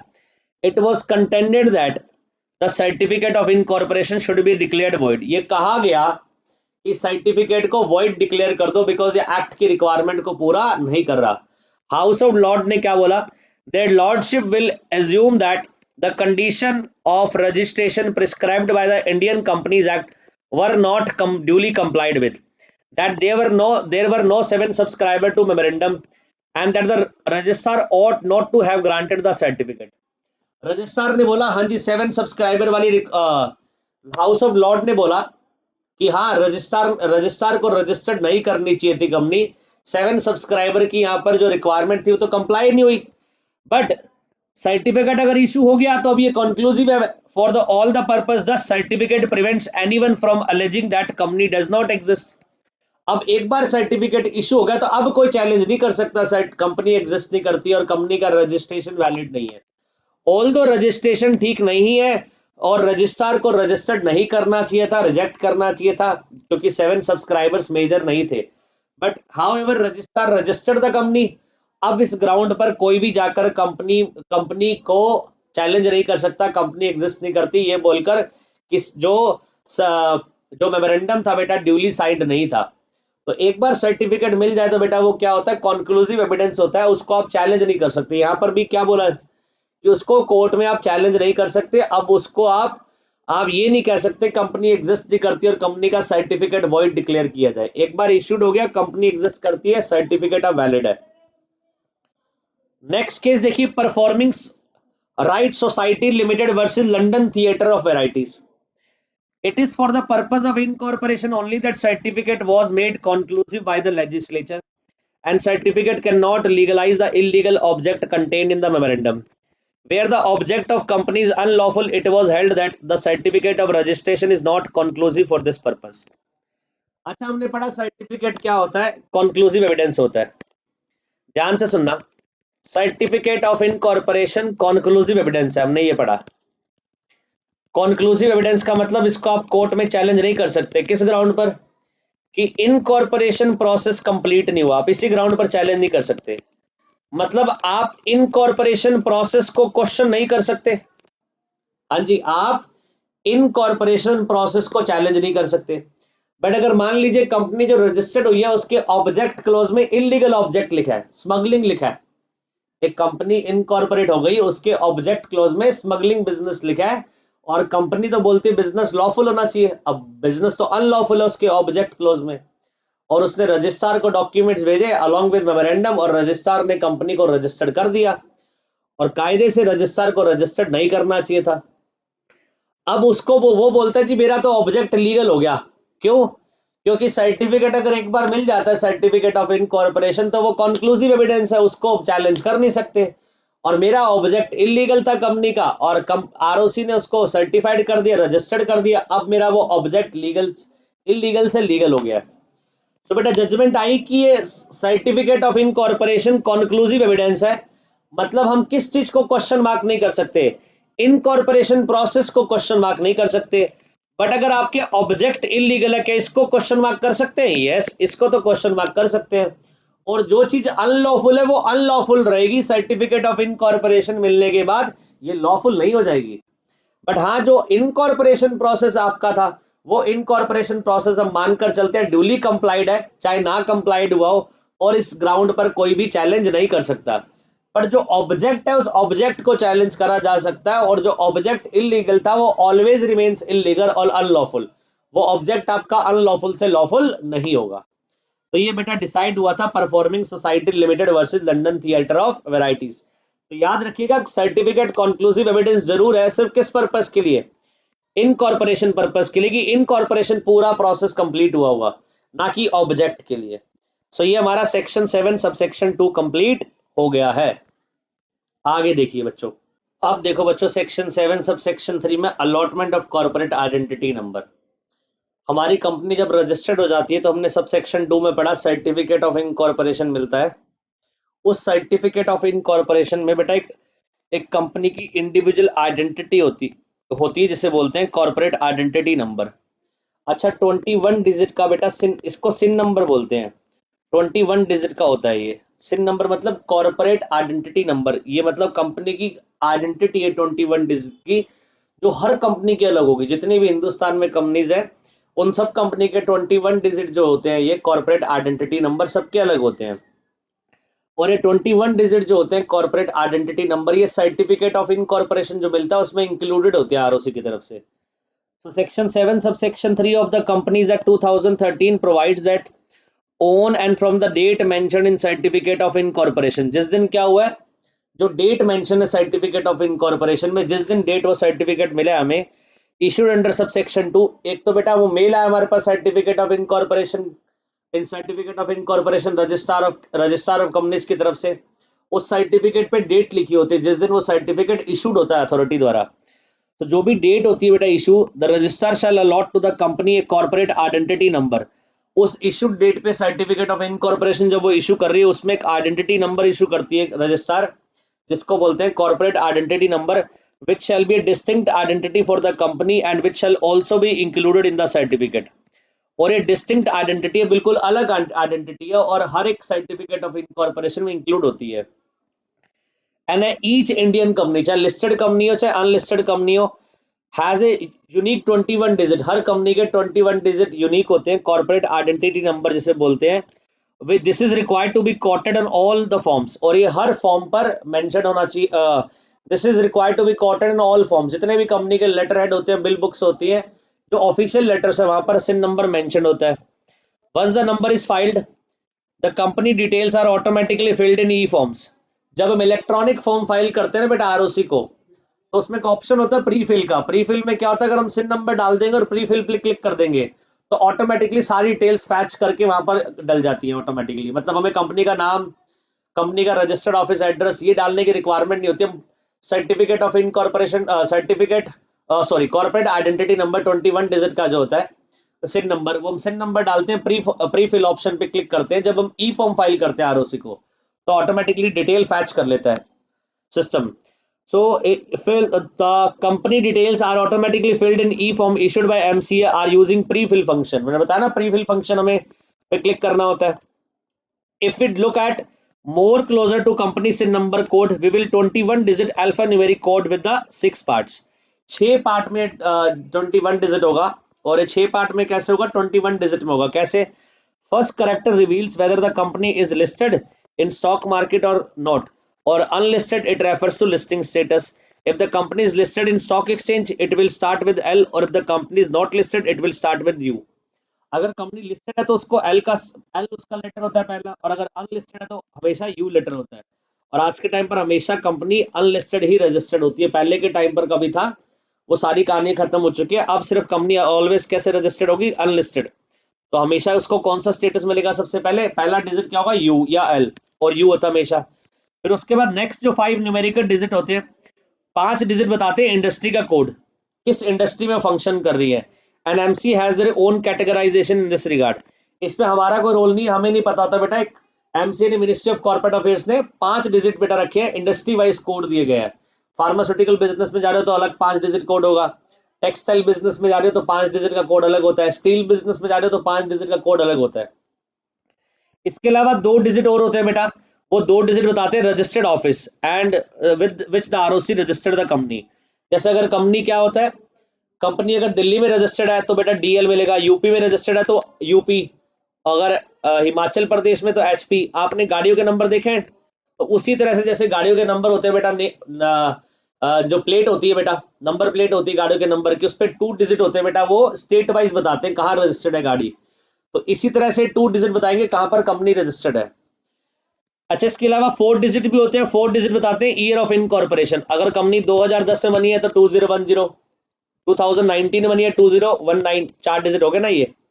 इसके अलावा 3 डिजिट होते हैं बेटा जो कंपनी की क्लासिफिकेशन बताते हैं, पब्लिक लिमिटेड है, प्राइवेट लिमिटेड है। अच्छा, पब्लिक लिमिटेड प्राइवेट लिमिटेड कैसे पता लगता है? अगर प्राइवेट कंपनी है तो उसको कोड मिलता है पीटीसी, और अगर पब्लिक कंपनी है तो उसको मिलता है पीएलसी, और अगर नॉन प्रॉफिट ऑर्गेनाइजेशन है उसको मिलता है एनपीएल। ये काइंड ऑफ क्या होगा, क्लासिफिकेशन जो ओनरशिप बताते हैं कंपनी कौन सी है। ये 3 डिजिट हो जाते हैं। और लास्ट के 6 डिजिट जो होते हैं वो बेटा, लास्ट 6 डिजिट वो होते हैं जो बिल्कुल यूनिक होते हैं, जो आरओसी के नंबर होते हैं। लास्ट के 6 डिजिट वो वाले डिजिट होते हैं जो बिल्कुल यूनिक नंबर होते हैं, जो आरओसी असाइन करता है, और वो सबसे अलग होते हैं। अच्छा, अब देखो, हो सकता है 2 कंपनी अनलिस्टेड हो, बिल्कुल हो सकता है उनकी इंडस्ट्री भी सेम हो तो 5 डिजिट का जो कोड होगा वो भी सेम होगा। हो सकता है सेम स्टेट में है तो स्टेट का कोड भी 2 डिजिट का सेम होगा। ईयर ऑफ इनकॉर्पोरेशन भी सेम हो सकता है, बिल्कुल। अच्छा, इसके अलावा दोनों कंपनी प्राइवेट हो सकती है, पब्लिक हो सकती है, यस, पर 6 डिजिट जो आरओसी देगा वो तो ऑलवेज अलग देगा ना। और इस 6 डिजिट आरओसी जो यूनिक नंबर देगा उसकी वजह से हर कंपनी का 21 डिजिट का जो सिन नंबर होता है वो ऑल टुगेदर सबसे डिफरेंट हो जाता है। ये 6 डिजिट आरओसी के हमेशा यूनिक होंगे, जो 21 डिजिट जो होगा सिन नंबर उसको अलग कर देंगे दूसरी कंपनीज के। तो ये 21 डिजिट का बेटा स्टेटस होगा। अगर आपको याद करना तो आप याद करने का तरीका बताता हूं, इसको याद कैसे करते हैं। पहले आप याद करिए ये वाला पार्ट कि फर्स्ट डिजिट में क्या होता है, यू या एल। फिर नंबरिंग वाइज याद करिए, फिर 2 डिजिट याद करिए। 2 डिजिट से स्टेट वाइज बताता है कंपनी कहाँ रजिस्टर्ड है, डीएल दिल्ली, एचआर हरियाणा। फिर 3 डिजिट पे आप याद करिए आप क्लासिफिकेशन ऑफ कंपनी, अगर कंपनी प्राइवेट है तो पीटीसी मिलेगा, कंपनी पब्लिक है तो पीएलसी मिलेगा। फिर 4 डिजिट याद करिए, 4 डिजिट जो क्या बताते हैं, ईयर ऑफ इनकॉर्पोरेशन 2010 2019, जैसे मैंने एग्जांपल के तौर बताया। फिर 5 डिजिट याद करिए, इंडस्ट्री का कोड जो आरओसी जो मिनिस्ट्री ने क्लासिफिकेशन कर रखी है वो मिलता है। और 6 डिजिट यूनिक आरओसी नंबर होते हैं जो हमेशा डिफरेंट होते हैं सबसे, तो जिसकी वजह से हर कंपनी का 21 डिजिट जो सिन नंबर होगा वो अलग होगा। तो ऐसे आप याद करिए 1 2 3 4 5 6, और आप ऐड करेंगे टोटली कितने डिजिट हो जाएंगे, 21 डिजिट। एक डिजिट कौन सा होगा, यू या एल। 2 डिजिट किसके लिए मिलते हैं, स्टेट के लिए। 3 डिजिट ओनरशिप बताते हैं। 4 डिजिट ईयर ऑफ इनकॉर्पोरेशन बताते हैं। 5 डिजिट इंडस्ट्री का कोड बताते हैं। और 6 डिजिट आरओसी को यूनिक नंबर होता है। तो इस सीक्वेंस में आप याद कर लीजिए। और हर कंपनी को सब सेक्शन 3 बोलता है। सब सेक्शन 3 याद रखिएगा, हर कंपनी को सिन नंबर बोलता है मिलने देने के लिए, जो आरओसी की तरफ से मिलता है। और ये सिन नंबर सर्टिफिकेट ऑफ इनकॉर्पोरेशन जो आरओसी की तरफ से मिलता है उसमें इंक्लूडेड होता है ये। चलो आगे देखते हैं sub section 4।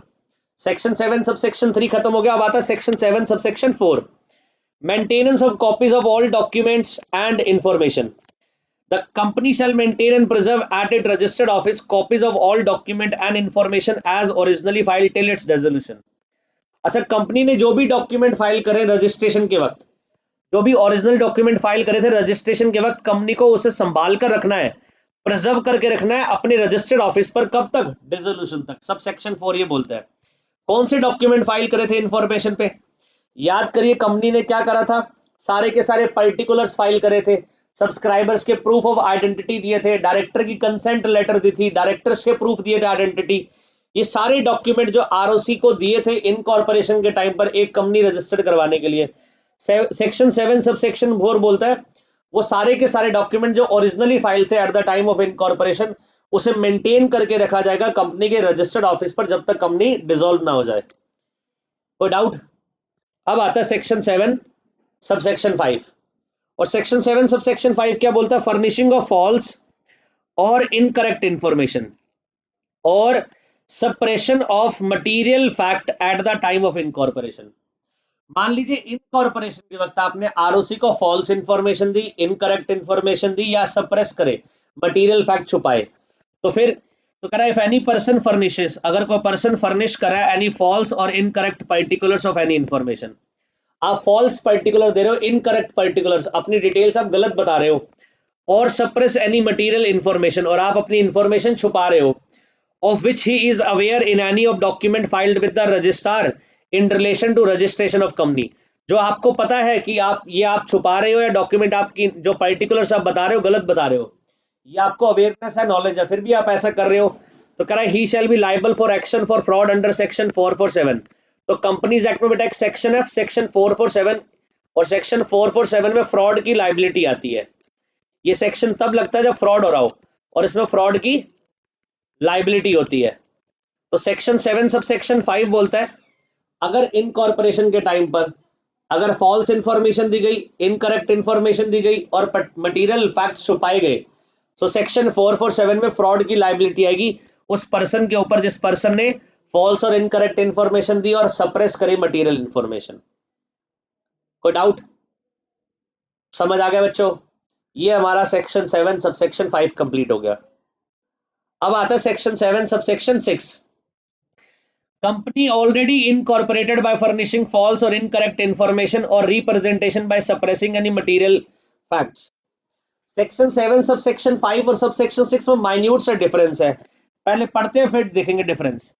Where at any time after the incorporation of the company it is proved that company has been got incorporated by furnishing false or incorrect information or representation or by suppressing material fact or information in any of document or declaration filed or made for incorporating the company or by fraudulent action, the promoter or person named as first director or person making declaration under this section shall each be liable under section 447।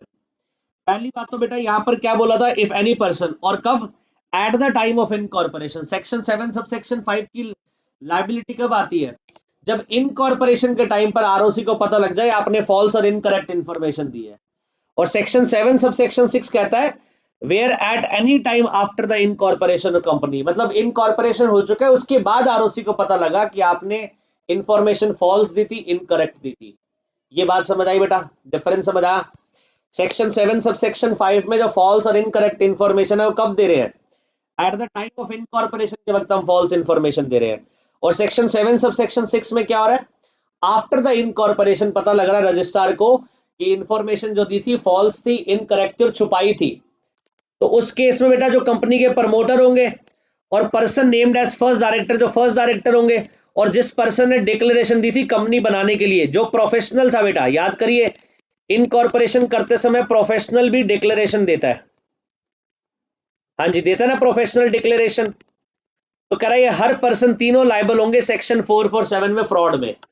तो कौन कौन आ रहा है यहाँ पर, promoter आ रहा है, और पर्सन जो डायरेक्टर है एज फर्स्ट डायरेक्टर वो आ रहा है, और तीसरा जिसने डिक्लेरेशन दी है इनकॉर्पोरेशन के वक्त पे एज प्रोफेशनल, ये लायबल हो रहा है 447 में फ्रॉड की लायबिलिटी के लिए। और सेक्शन 7 सब सेक्शन 5 में क्या था, वहां पर कोई पर्सन स्पेसिफाइड नहीं करा था, सिंपली क्या बोला था, if any person, any person में कोई भी आ सकता है। बट सेक्शन 7 सब सेक्शन 6 में क्या बोला, यहां पर स्पेसिफाई भी करा, प्रमोटर, डायरेक्टर जो फर्स्ट डायरेक्टर था, और इसके अलावा प्रोफेशनल जिसने डिक्लेरेशन दी, ये सब लायबल हो जाएंगे सेक्शन 447 में फ्रॉड के लिए। और एक डिफरेंस क्या है, सेक्शन 7 सब सेक्शन 5 में जो आरओसी ने आपको इनकॉर्पोरेशन के टाइम पर पकड़ा है कि आपने फॉल्स और इनकरेक्ट इंफॉर्मेशन दी है, और सेक्शन 7 सब सेक्शन 6 में आफ्टर द इनकॉर्पोरेशन रजिस्ट्रार को पता लग रहा है। और दोनों ही केस में सब सेक्शन 5 में और सब सेक्शन सेम में लाइबिलिटी सेम आ रही है, लाइबिलिटी एक ही सेक्शन की लगेगी, और वो सेक्शन कौन सा है, 447 सेक्शन, जो फ्रॉड की लाइबिलिटी बताता है। So this is all about section 7 sub section 7 sub section 6। अब आ गया section 7 sub section 7, last section है सेक्शन 7, लास्ट सब सेक्शन है सेक्शन 7 का ये। Order of tribunal, where a company has been got incorporated by furnishing false or incorrect information or representation or by suppressing of material fact or information in any of document or declaration filed or made for incorporating a company or by fraudulent action, the tribunal may on the application made to it on being satisfied the situations of warrant। दोबारा से सुनना बेटा, section 7 sub section 7 क्या बोल रहा है, section 7 sub section 7 कहता है एक कंपनी इनकॉर्पोरेट हुई है फॉल्स इंफॉर्मेशन देकर, इनकरेक्ट इंफॉर्मेशन देकर, या मटेरियल फैक्ट्स जो सप्रेस करें, छुपाए गए हैं, ठीक है जी। अब कौन पनिश कर रहा है, ट्रिब्यूनल पनिश कर रहा है, आरओसी पनिश नहीं कर रहा है, एनसीएलटी। बेटा यहाँ पर ट्रिब्यूनल का मतलब नेशनल कंपनी लॉ ट्रिब्यूनल की बात हो रही है, कंपनीज एक्ट में ट्रिब्यूनल है बेटा, NCLT national company law tribunal, ये पनिश कर रहा है। और कब पनिश कर रहा है, जब इसके पास किसी ने एप्लीकेशन दी है और ट्रिब्यूनल को पता लग गया, एप्लीकेशन जब दी, किसी ने एप्लीकेशन ट्रिब्यूनल को दी है और ट्रिब्यूनल को पता लग गया कंपनी जो बनी है इनकॉर्पोरेट हुई है, फॉल्स इंफॉर्मेशन देकर इनकॉर्पोरेट हुई है, इनकरेक्ट इंफॉर्मेशन देकर इनकॉर्पोरेट हुई है, या फिर सप्रेस करिए मटेरियल इंफॉर्मेशन। सो ट्रिब्यूनल क्या कर सकता है, pass the order as it thinks fit for regulation of management of the company including changes if any its memorandum और आर्टिकल इन पब्लिक इंटरेस्ट। मतलब ट्रिब्यूनल चाहे तो मैनेजमेंट पूरा चेंज कर देगा, डायरेक्टर हटाकर नए डायरेक्टर अपॉइंट कर देगा, इसके अलावा मेमोरेंडम और आर्टिकल में चेंज कर देगा। इसके अलावा ट्रिब्यूनल ऑर्डर दे सकता है जो मेंबर की लायबिलिटी है वो लिमिटेड से अनलिमिटेड हो जाती है। इसके अलावा ट्रिब्यूनल रिमूव कर सकता है नेम कंपनी का रजिस्टर ऑफ कंपनी से, इसको बोलते हैं स्ट्राइक ऑफ। रिमूव करना मतलब कंपनी के रजिस्ट्रार अपने रजिस्टर से कंपनी का नाम हटा देगा, जिसे बोलते हैं स्ट्राइक ऑफ। या फिर ऑर्डर पास कर देगा कंपनी को वाइंड अप करने के लिए, या उसको जो ठीक लगता है order, such order as a thing fit, या pass such order as a thing fit. इनमें से कोई भी एक ऑर्डर पास कर सकता है एनसीएलटी, जब एनसीएलटी के पास एप्लीकेशन आई है और एनसीएलटी को लगता है हाँ कंपनी जो इनकॉर्पोरेट हुई है फॉल्स इन्फॉर्मेशन देकर इनकॉर्पोरेट हुई है, इनकरेक्ट इन्फॉर्मेशन देकर इनकॉर्पोरेट हुई है, या फिर मटेरियल फैक्ट्स क्या करेंगे, सप्रेस करेंगे, छुपाए गए हैं।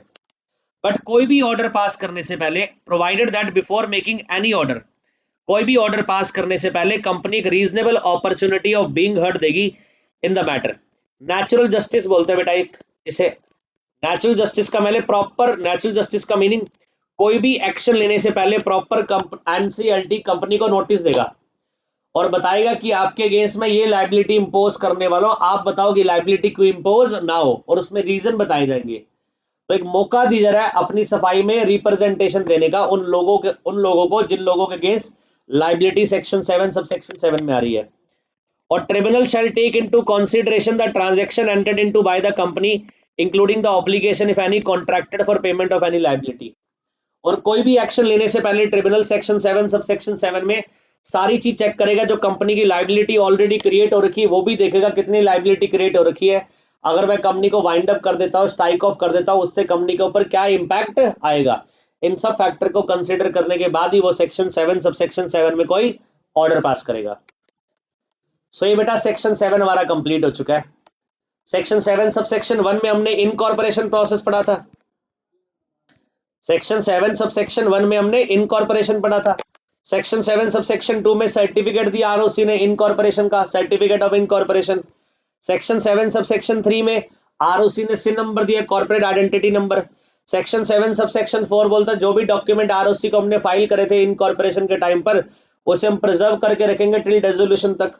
सेक्शन 7 सबसेक्शन 5 बोलता है अगर कोई भी फॉल्स और इनकरेक्ट इन्फॉर्मेशन दी तो 447 की लाइबिलिटी है at the time of incorporation अगर आरओसी को पता लग गया। सेक्शन 7 सबसेक्शन 6 बोलता है आफ्टर इनकॉर्पोरेशन आरओसी को पता लग गया फॉल्स और इनकरेक्ट इन्फॉर्मेशन है, अगेन 447 की लाइबिलिटी। और सेक्शन 7 सबसेक्शन 7 में ट्रिब्यूनल का ऑर्डर, ट्रिब्यूनल पेनलाइज कर रहा है कंपनी को। तो देख लो बेटा, अगर आपने फ्रॉड, कोई भी फॉल्स इन्फॉर्मेशन दी, इनकरेक्ट इन्फॉर्मेशन दी, मटेरियल इन्फॉर्मेशन छुपाई, तो कितनी जगह लाइबिलिटी आ रही है एक कंपनी के ऑफिसर्स के ऊपर। ये सेक्शन 7 सबसेक्शन 7 था बेटा, ओवर हो चुका है। सेक्शन 8 हमने लास्ट क्लास में कर लिया था कंपनीज इनकॉर्पोरेशन में, नॉन प्रॉफिट ऑर्गेनाइजेशन। अब हम सेक्शन 9 पे आ रहे हैं, इफेक्ट ऑफ रजिस्ट्रेशन। सेक्शन 8 हमारा हो चुका था और नॉन प्रॉफिट ऑर्गेनाइजेशन। अब हम क्या पढ़ रहे हैं, इफेक्ट ऑफ रजिस्ट्रेशन। एक बार कंपनी रजिस्टर्ड हो जाएगी तो क्या इफेक्ट होगा। Section 9 provides that from the date of incorporation mention in the certificate of incorporation, एक बार कंपनी को क्या मिल गया, सर्टिफिकेट ऑफ इनकॉर्पोरेशन मिल गया, तो जो भी सब्सक्राइबर है जिन्होंने मेमोरेंडम को सब्सक्राइब करा, साइन करा है, and all other person as may from time to time becomes the member of the company. हाँ जी, पहला इफेक्ट सुनो, जो भी लोग सब्सक्राइबर, प्राइवेट कंपनी में 2% चाहिए, पब्लिक में 7% चाहिए, जो सब्सक्राइब करते हैं मेमोरेंडम को, जैसी कंपनी बन जाएगी इफेक्ट क्या है, वो सब्सक्राइबर कंपनी के मेंबर बन जाएंगे और कंपनी क्या बन जाएगी, बॉडी कॉर्पोरेट बन जाएगी by the name contain in memorandum. तो दो इफेक्ट है बेटा, दो इफेक्ट क्या है सेक्शन 9 में, जैसी कंपनी रजिस्टर्ड हुई तो सब्सक्राइबर बन जाएंगे कंपनी के मेंबर और कंपनी बन जाएगी बॉडी कॉर्पोरेट। याद करो बॉडी कॉर्पोरेट की डेफिनेशन में पढ़ाया था सेक्शन 2 क्लॉज 11 में। बॉडी कॉर्पोरेट में हर तरह की कंपनी आती, चाहे इंडिया में इनकॉर्पोरेट हो चाहे आउटसाइड इंडिया इनकॉर्पोरेट हो। Such a registered company shall be capable of exercising all the function of an incorporated company under this act and having perpetual succession। और फिर क्या इफेक्ट है, वो कंपनी के पास परपेचुअल सक्सेशन आ जाएगा, उसकी लाइफ फॉरएवर है।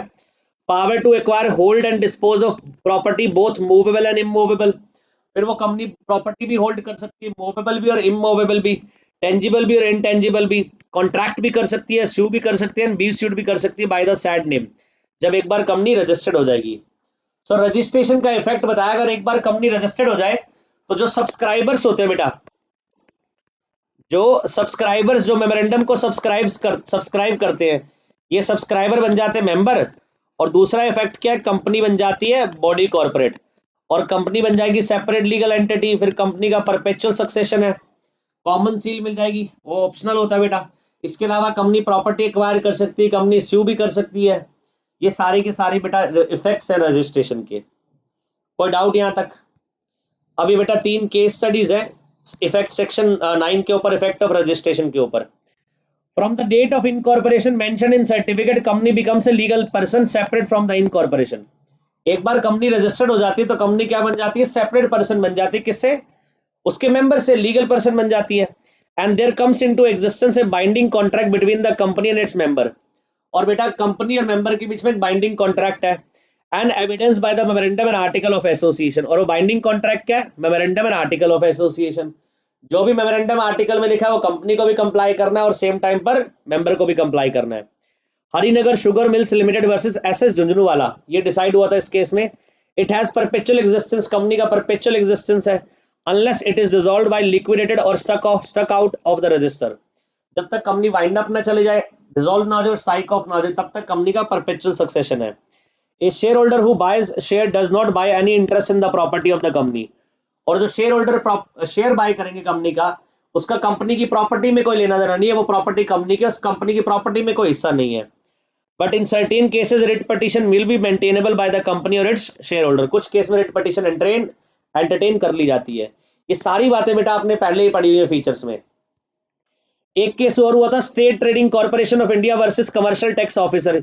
याद करिए, state Trading Corporation of India versus commercial tax officer में मैंने आपको पढ़ाया था कि कंपनी क्या होती है? कंपनी सिटीजन मानी जाती है? Answer is no. जब हमने टॉपिक पढ़ा था क्या कंपनी सिटीजन है या नहीं है, तो हमने वहां पर जजमेंट पढ़ी थी state Trading Corporation of India versus commercial tax officer का। और यही बोला गया बेटा यहाँ पर भी जजमेंट में सेम जजमेंट है कि कंपनी लीगल एंटिटी तो है बट कंपनी सिटीजन नहीं है। So legal personality emerges from the movement of registration of a company, and from that movement, the person subscribing to memorandum of association and all other person joining our member are regarded as body corporate or a corporation in aggregate, and legal person begin to function as an entity. Subscriber member बन जाएंगे, company body corporate बन जाएगी और company एक legal entity की तरह begin करेगी, function करेगी। और एक company on registration acquires a separate existence, और कंपनी रजिस्ट्रेशन पे कंपनी को सेपरेट एग्जिस्टेंस का स्टेटस मिल जाता है as the law recognise it as a legal person separate and distinct from its member. State Trading Corporation of India versus commercial tax officer, ये भी बेटा बात पुरानी है, हम पहले भी पढ़ चुके हैं। Next, Spencers and company limited Madras versus CWT Madras. It may be noted that under the provision of the act a company may purchase share of another company, एक कंपनी दूसरी कंपनी के शेयर परचेज कर सकती है and thus becoming a controlling company. However, merely because a company purchases all the share of another company, it will not serve as a means of putting an end to corporate character of another company, and each company is a separate juristic entity. इसका मतलब क्या बेटा? यहाँ पर judgement आई थी, यहाँ पर ये बोला गया अगर एक कंपनी दूसरी कंपनी का 100% शेयर होल्ड कर ले, होली ओन सब्सिडरी बना ले, होल्डिंग सब्सिडरी पढ़ा था ना हमने। अगर एक कंपनी दूसरी कंपनी का 100% शेयर होल्ड कर ले, तो क्या दूसरी जो कंपनी जिसमें 100% शेयर होल्ड करें उसका लीगल एंटिटी, उसका लीगल स्टेटस खत्म हो जाएगा?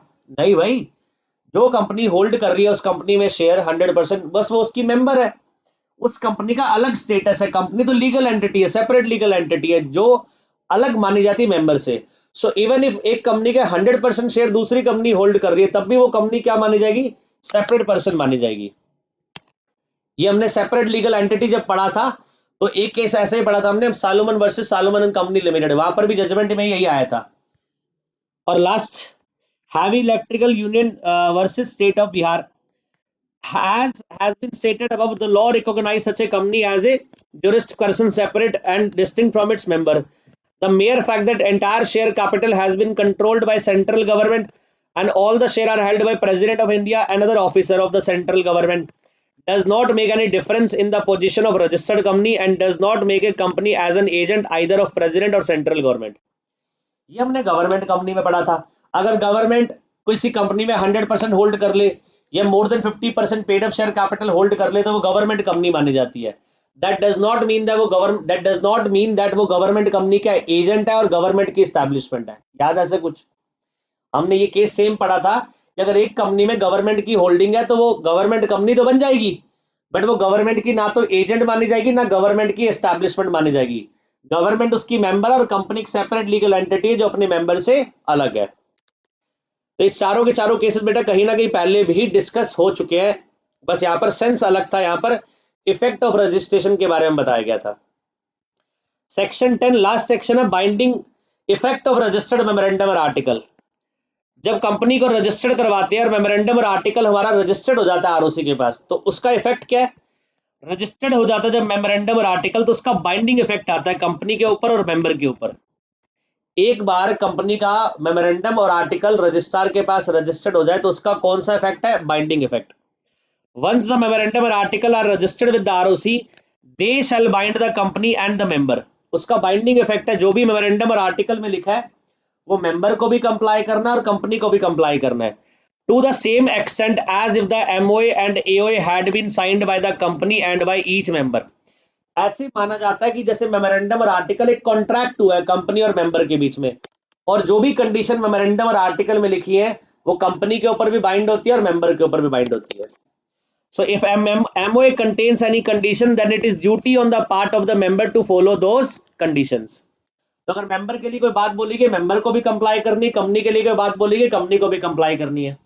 कंपनी के आर्टिकल ऑफ एसोसिएशन में लिखा होता है फोर फीचर करने से पहले नोटिस दिया जाएगा फोर फीचर का, तो प्रॉपर कंपनी को फोर फीचर का नोटिस देकर ही बेटा फोर फीचर करना है। कॉल्स मंगवानी है, नोटिस देकर ही कॉल्स मंगवानी है। तो ये जो प्रोविजन लिखे हैं आर्टिकल्स में, बाइंडिंग इफेक्ट है इसका कंपनी के ऊपर। और सेम टाइम पर ये भी लिखा है जिससे कॉल्स मंगवाई जाएगी उसकी ड्यूटी है कॉल्स पे करना, तो ये मेंबर के ऊपर बाइंडिंग हो गया। तो जो भी प्रोविजन मेमोरेंडम और आर्टिकल में लिखे हैं वो कंपनी के ऊपर भी बाइंडिंग होते हैं और मेंबर के ऊपर भी बाइंडिंग होते हैं। ये सबसेक्शन 1 बोलता है। सबसेक्शन 2 कहता है जो भी मनी पेबल होती है मेंबर द्वारा कंपनी को under the memorandum and article shall be a debt due from him towards the company. जो भी मनी पेबल है एक मेंबर द्वारा कंपनी को, कोई भी अमाउंट कोई भी सम पेबल है एक मेंबर द्वारा कंपनी को, तो बेटा वो मेंबर का क्या माना जाएगा? डेट ड्यू माना जाएगा कंपनी के टूवर्ड्स। तो this is all about section 10। Section 10 में दो सबसेक्शन पढ़े। सबसेक्शन 1 में पढ़ा हमने मेमोरेंडम और आर्टिकल जो रजिस्टर्ड हो जाते हैं उसका इफेक्ट, और मेमोरेंडम और आर्टिकल जो रजिस्टर्ड हो जाते हैं उसका एक इफेक्ट है बाइंडिंग इफेक्ट। और किसके ऊपर बाइंडिंग है? कंपनी के ऊपर भी और कंपनी के मेंबर के ऊपर भी। और सबसेक्शन 2 में ये बोला गया कि जो भी कंपनी जो भी मेंबर किसी भी मेंबर का कंपनी के टूवर्ड्स कोई भी अमाउंट ड्यू है वो उसका डेट माना जाएगा। यही लिखा है बेटा, इफेक्ट ऑफ रजिस्टर्ड मेमोरेंडम और आर्टिकल क्या है? बाइंडिंग है। और किसके ऊपर बाइंडिंग है? कंपनी के ऊपर भी और मेंबर के ऊपर भी। So this is all about section 10। और आज के लिए बेटा इतना ही करेंगे, और ये हमारा मैं आपको बता दूं इनकॉर्पोरेशन पार्ट भी कंप्लीट हो गया। अच्छा, इसके बाद कमेंसमेंट ऑफ बिजनेस कमेंस करने के लिए भी कुछ रिक्वायरमेंट है। रजिस्ट्रार को कुछ फॉर्म्स फाइल करने पड़ते हैं। अगेन आपके सिलेबस का पार्ट नहीं है फाउंडेशन लेवल पे, so I am not going to discuss those thing जो आपके सिलेबस में नहीं है, तो ये फिर उसको उठाने का फायदा नहीं है। तो आज के लिए बेटा इतना ही। आज हमने जो पढ़ा है बेटा, वो सबसे पहले हमने प्रमोशन पार्ट पढ़ा, जिस प्रमोशन पार्ट में हमने प्रमोटर की डेफिनेशन पढ़ी, और फिर प्रमोटर की पोजीशन पढ़ी हमने, लीगल पोजीशन। प्री इनकॉर्पोरेशन जो कॉन्ट्रैक्ट होते हैं उसके बारे में पढ़ा, और उसकी रेटिफिकेशन के बारे में पढ़ा। और देन इनकॉर्पोरेशन में सेक्शन 7 पूरा पढ़ा। सेक्शन 7 सबसेक्शन 1 से लेकर सेक्शन 7 सबसेक्शन 7 तक, और उसके बाद सेक्शन 9 पढ़ा, और देन सेक्शन 10 पढ़ा। तो बेटा आज क्लास इतना ही करेंगे, बाकी हम नेक्स्ट क्लास में नई टॉपिक आगे कंटिन्यू करेंगे इस चैप्टर में जो कंटिन्यू है। और बेटा एक जो भी डाउट पूछो, आपके डाउट वगैरह नहीं आ रहे, डाउट तो आने चाहिए बेटा। ऐसा तो नहीं है कि आपको 100% समझ आ रहा है, 100% समझ भी आ रहा है, फिर भी कुछ ना कुछ तो कमियां रहती है दिमाग में, कुछ ना कुछ तो डाउट क्रिएट होते ही है।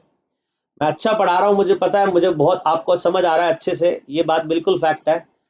आपकी सारे डाउट क्लियर हो जाते हैं। बट बेटा मान के चलता हूँ, अगर आप दोबारा भी पढ़ोगे ना, मेरी क्लास को दोबारा भी वॉच करोगे, तो डाउट जरूर आएंगे। अगर डाउट नहीं आ रहा दैट मीन्स कहीं ना कहीं कमी है। कहीं ना कहीं कमी कहाँ है? मैं तो आपको 100% दे रहा हूँ, बट आपकी तरफ से 100% तभी हो पाएगा जब आपकी तरफ से डाउट आएंगे, और मैं डाउट को जब एंटरटेन करूंगा तब मुझे लगेगा आप पढ़ रहे हो। अभी डाउट ही नहीं आ रहे, जो मैं जितना पढ़ा रहा हूं उतना ही आपके लिए क्या 100% है? ये नहीं होना चाहिए। अरे कोई तो डाउट आएगा। मैंने एक चीज पढ़ाई, एक बच्चे से छोटी सी बात कही जाती है, वो दोबारा पूछ लेते, क्यों भाई क्यों बोल रहे हो? तो तुम भी तो बच्चे ही हो भाई। अगर तुम्हें कुछ बताया गया, कुछ समझाया गया, कोई तो दिमाग लगाओ, उसमें कुछ तो डाउट क्रिएट करो। लॉकडाउन का टाइम है, खाली टाइम है, खाली टाइम में भी दिमाग नहीं चला रहे, फिर कब चलाओगे? वैसे आप इतने बिजी रहते हो। सो मेक श्योर जितना बेटा पढ़ाया, और मैंने जितनी भी क्लासेस अपलोड करी हैं अभी, वो सारी क्लास आप टाइमली वॉच कर रहे हो बेटा। जो भी बीच में ज्वाइन कर रहे हैं सारी क्लासेस को देखे, जो सीरीज बना रखी है पूरी series, class 1 class 2 class 3 proper hierarchy में देखे जैसे अपलोड करी है क्लासेस। बाकी हम नेक्स्ट क्लास में आगे के टॉपिक्स के साथ मिलेंगे। अपना बहुत अच्छे से ख्याल रखिएगा बेटा लॉकडाउन पीरियड में। Thank you so much and good by two all of you.